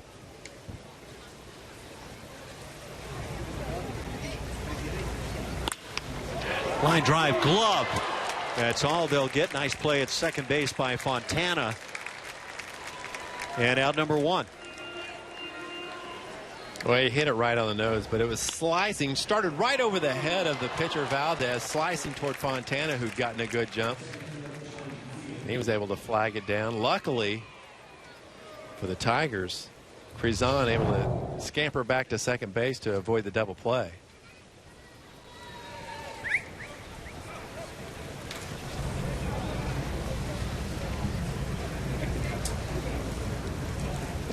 Valdez working in a jam and gets ahead on Tommy Field. Check out that center field camera, and you can see more and more scouts starting to filter into the ballparks as their teams start to formulate their rosters. See those guys back there? Most of those guys with those hats, those are scouts. They're taking notes on everybody they see right now, getting times down to first base. Radar readings on fastballs. I don't know if that pitch was called high, but that's that pitch right around the waist that oftentimes is not called a strike. Right. Yeah, it's tough to imagine a more hittable pitch than that pitch, right about catcher's mask high, right? Then when the hitters haven't called a strike on them, they react like, there's no way I could handle that pitch. Yeah. Hit into right field. That's a base hit. Third of the inning for the Tigers. And hit number 12 on the afternoon. Throw comes back in. Cut off by Singleton. The Tigers have him loaded up with 1 out. Well, setting up to be a carbon copy at last inning for Valdez. He's hoping for the same result. Bases loaded and 1 out. Chad Huffington now comes to the plate. Took over defensively in right field. Gonzalez out to the mound, chatting with Valdez. What they were able to do last inning, he got a strikeout and a fielder's choice. I was anxious to see somebody run here in the inning. Not going to happen right now. I wanted to see Gonzalez uncork one. Yeah. Huffman, a local guy. He's from Missouri City in Fort Bend County, just outside of Houston. Went on to TCU, but went to Elkins High School out there. They've had some good baseball programs going on. Oh, yeah. Matt Carpenter's dad, Rick, was their head coach there for so many years. Matt Carpenter now a third baseman with the Tigers. Huffman takes a strike. I believe even Rick Carpenter had a ceremony out at Elkins High School just a few weeks ago. Matt, his son, was able to attend. They renamed the field after him. After Matt? No, after Rick, his dad. Of course, James Loney went to that same high school along with Kip Wells. Kip Wells had a chance to have a really good career. The arm betrayed him.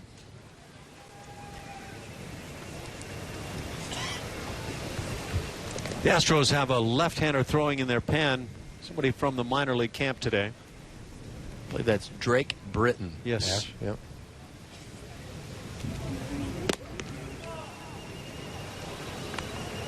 So ahead in the count, decided to take a shot at that fastball just off the outside corner and get Huffman to chase, but he was on to it. Huffman spent the last couple of years playing in the Japanese Pacific League.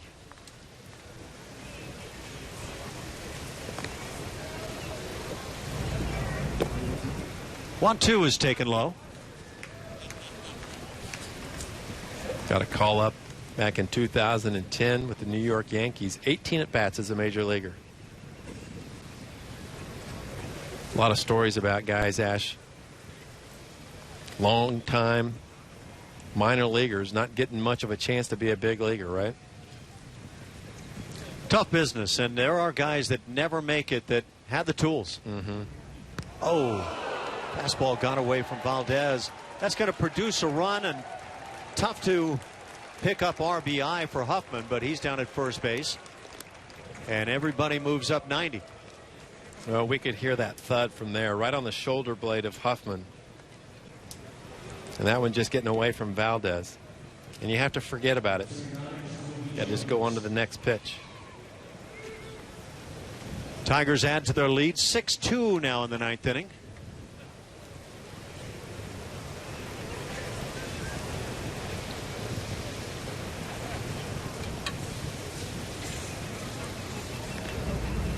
First pitch is up and away.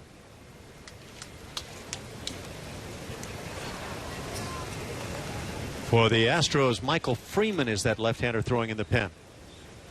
Same high school as Dallas Keuchel, Michael Freeman. Stratford last year. There's a lot of hope for him. Kind of a funky delivery lefty. Jacoby Jones gets just a piece. It's 1-1. It's a big kid. Yeah, he's put together. Big upper body.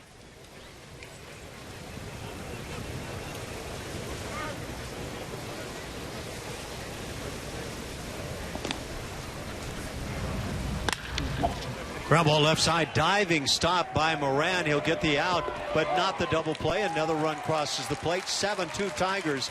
Now 2 outs with runners at the corners. Well, a tough inning for Valdez.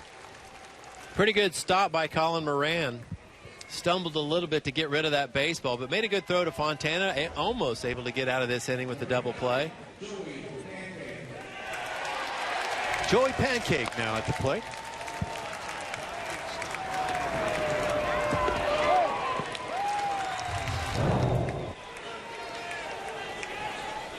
Tigers have had just a steady day with the bats. 12 hits. They've committed the game's only error, but that 7-2 lead, Brad Ausmus and company have to feel pretty good right about now. Yeah.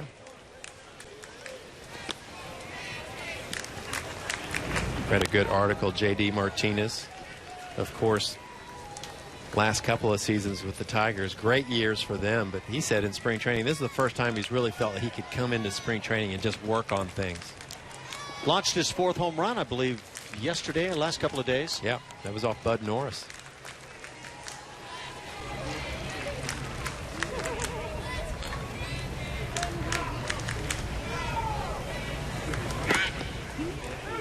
Oh, and 2 the count. One of the things JD was talking about, though, is he could come into a certain game and just say, okay, this at bat, I just want to look for sliders. See if I can pick up a slider and put a good swing on a slider this at bat. Never has had that opportunity or the freedom to do that in years past. He's turned into quite a major league hitter. Sure. Just away. So your A.J. Hinch.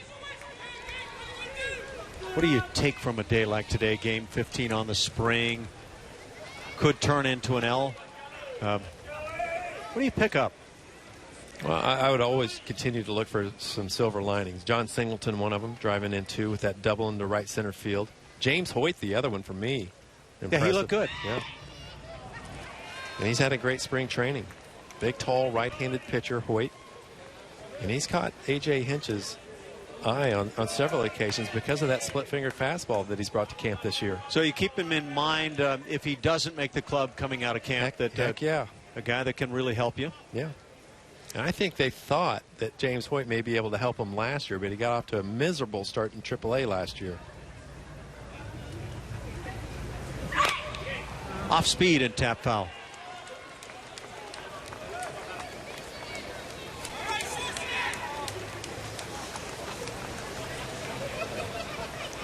Defensively, the Astros, with George Springer making that great play in right field, continue to wow with their defense in the outfield, no matter who it is, left, center, or right.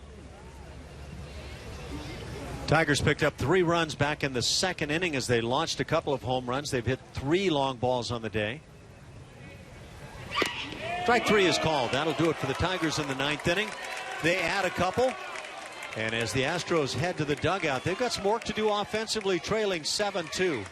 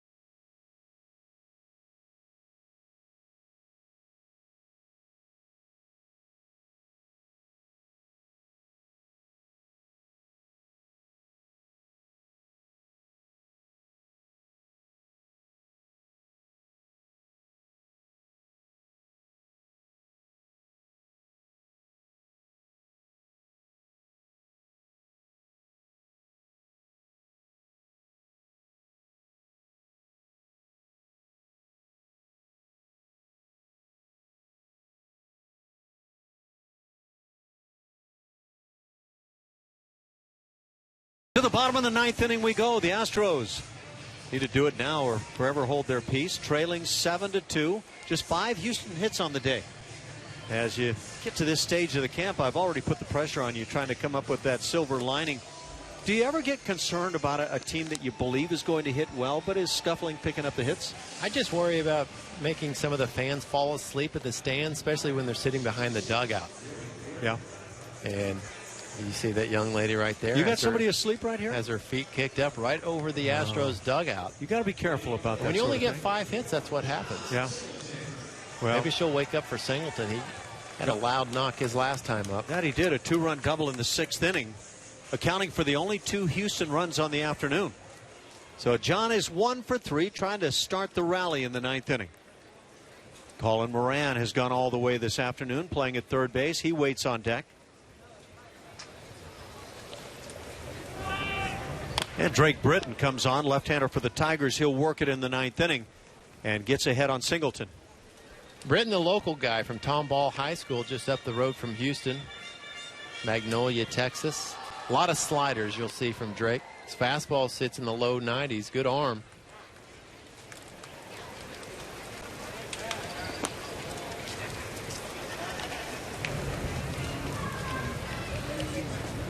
Lefty brings the slider away.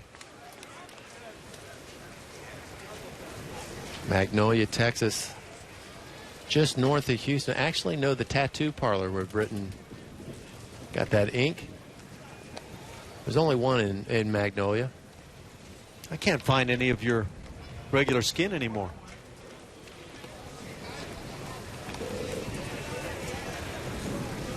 Two balls and a strike. Should get a fastball right here. This is what Singleton's waiting for. Just see if he can put together a few at-bats together that gets him going. Well, not just at-bats, but can he handle left-handers? And a lot could be spoken to if John can have a quality A-B against a left-hander.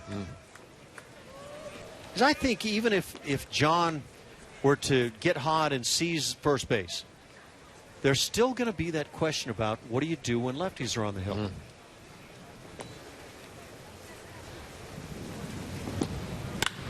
Well, he launched one against a lefty right here. That ball isn't even thinking about coming back into play. Second home run on the spring for John Singleton.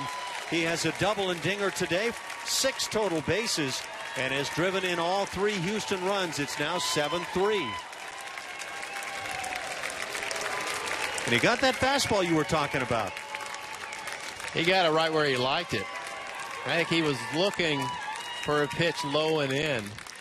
And he just dropped the head, and he doesn't have to swing real hard. You can see an easy swing from Singleton, good balance swing, as he just let it come to him and let his hands work. And he sent that one way out of here in right field. I don't care what the wind was doing with that one. That was leaving the yard. Colin Moran stands in. His 4th AB of the day. Singled in his first opportunity back in the 2nd inning, since then 0 for 2.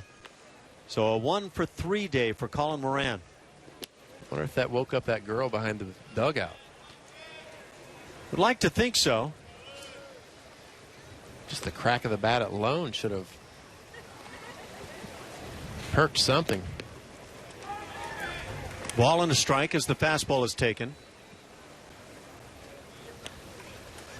The Astros again on Root Sports tomorrow. A 1:05 start here in Florida, 12:05 in Houston. And of course, take in the pregame show at 11:30. And now 1-2 the count. Michael Feliz goes to the mound against the Toronto Blue Jays. Jays part of a split squad tomorrow. And their starting pitcher yet to be determined. I like this matchup right here. See how Colin Moran handles a pretty good lefty right here. Spotted well by Britton. Strike 3 is called, out number 1 in the 9th inning. Well, you can't do anything with that, but let's go back to John Singleton. Check this out. 3-1 count, looking for a fastball, and got it right in the wheelhouse. Showing those good hands, and not a lot of effort to that swing. Just raw power. And look at his head stay behind his midsection. When you keep it back there, it slows things down. Then he just rotates and lets that natural power and strength come through.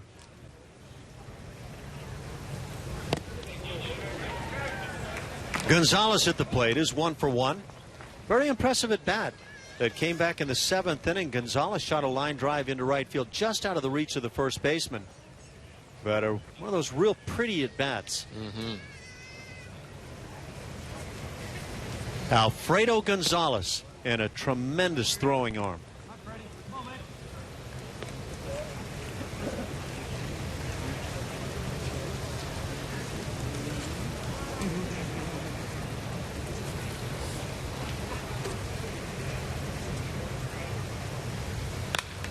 Good swing. Gonzalez fouls it back. Mentioned that he hit 300 last year. Nice compact swing. Not a whole lot to it, was it? Just nice and short to the baseball. Well, we've seen him go to right field, and you can see with that swing that that's certainly a possibility. Yeah. And will lead to batting averages at or above 300. You know, haven't seen a whole lot of this guy and others in camp, but what I have seen of Gonzalez, thoroughly impressed. Yeah.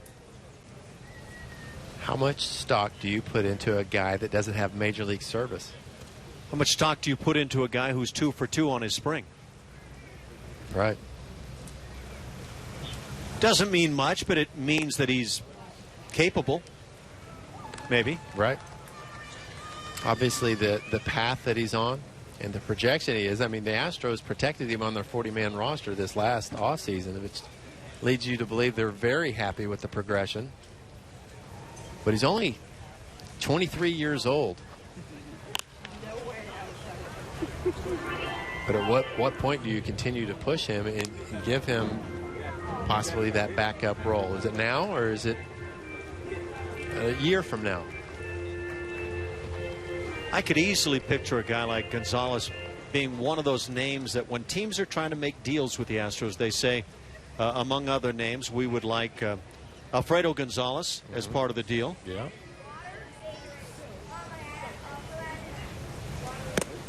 Breaking ball up and in. Not seeing the high strike at all today, called by Paul Nauert.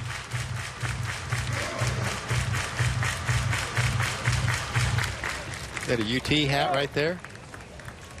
Yep, there's a Longhorn right there. The 3-2. And the walk. So Alfredo Gonzalez continues now 2 for 2 on the spring as he draws the walk. And it brings up Tony Kemp, who came on defensively late, playing in center field. Is an exciting player, Tony Kemp. Offensively, defensively, do a lot of things for you. The speed, obvious, wherever you see him out on the field, but a lot of energy, too. One of the favorite teammates of everybody who plays with him. Picked up a stolen base in yesterday's game, I believe, or was that Perez I'm thinking about? Ground ball on the right side. They'll get the out at second base. That speed is a little too much to get the 3-6-3, or as it turns out, 3-6-1. And now down to an out, 2 outs. The speed of Kemp aboard at first base, and the top of the batting order, Nolan Fontana. Fontana gets a chance to face another tough lefty, and that's a tall order for some of these guys to face these guys with this good of a breaking ball, but it's a good measuring stick for a coaching staff to just see how guys handle it for a little while. See what type of players you have in the system. Kemp not held on at first base.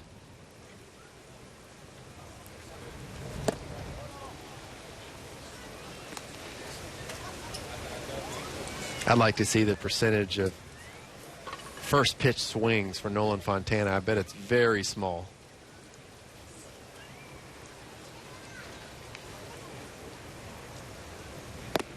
Is he looking for his pitch, or is he just taking pitches to get a high pitch count? Well, it's continued through his minor league progression, Yeah. but he was this type of guy at University of Florida. The Astros drafted him in the second round a few years ago. Well, there's a lot to be said for a guy who is willing to hit deep in the count. And not only willing, but then has success while hitting deep in a count. Right. I question whether getting starting pitchers out of the ball game early because you've taken a lot of pitches means much in that series. I think it impacts the other team down the line because they're now going to their bullpen a whole bunch. But there are a lot of theories on that. And I don't think teams are trying to do that as much as they used to, because I think bullpens are getting so much better. Yep. So many good hard throwers. I can't remember ever so many teams with power arms, just excellent relievers. And all the contending teams seem to have that style. You look at the stats by league year after year now, and the relievers are the tougher guys to face. Heck yeah. Of course, they're pitching an inning or two. Ground ball on the right side. The feed at the bag, and that'll do it. 3-1 to end the ball game as Fontana grounds out. The Astros beaten today by the Tigers 7-3. Steve Sparks, you got to see some pitching that at times was not too bad. Some hitting that left rather quiet bats, but John Singleton may be the story on the day. It's got to be the story of the day. A guy that was struggling offensively in those last 2 swings, he was able to put on these Tigers pitchers a 2-run double, and that big home run to right field leads me to believe we're going to see a confident John Singleton coming into the ballpark tomorrow. That final today, 7-3, as the Tigers win it. We're back in Kissimmee for more tomorrow as Michael Feliz leads the Astros against the Toronto Blue Jays. Our coverage starts with the pregame show at 11:30 tomorrow morning. For Sparky and Julia, I'm Alan Ashby. Stay tuned now for the postgame show coming your way next.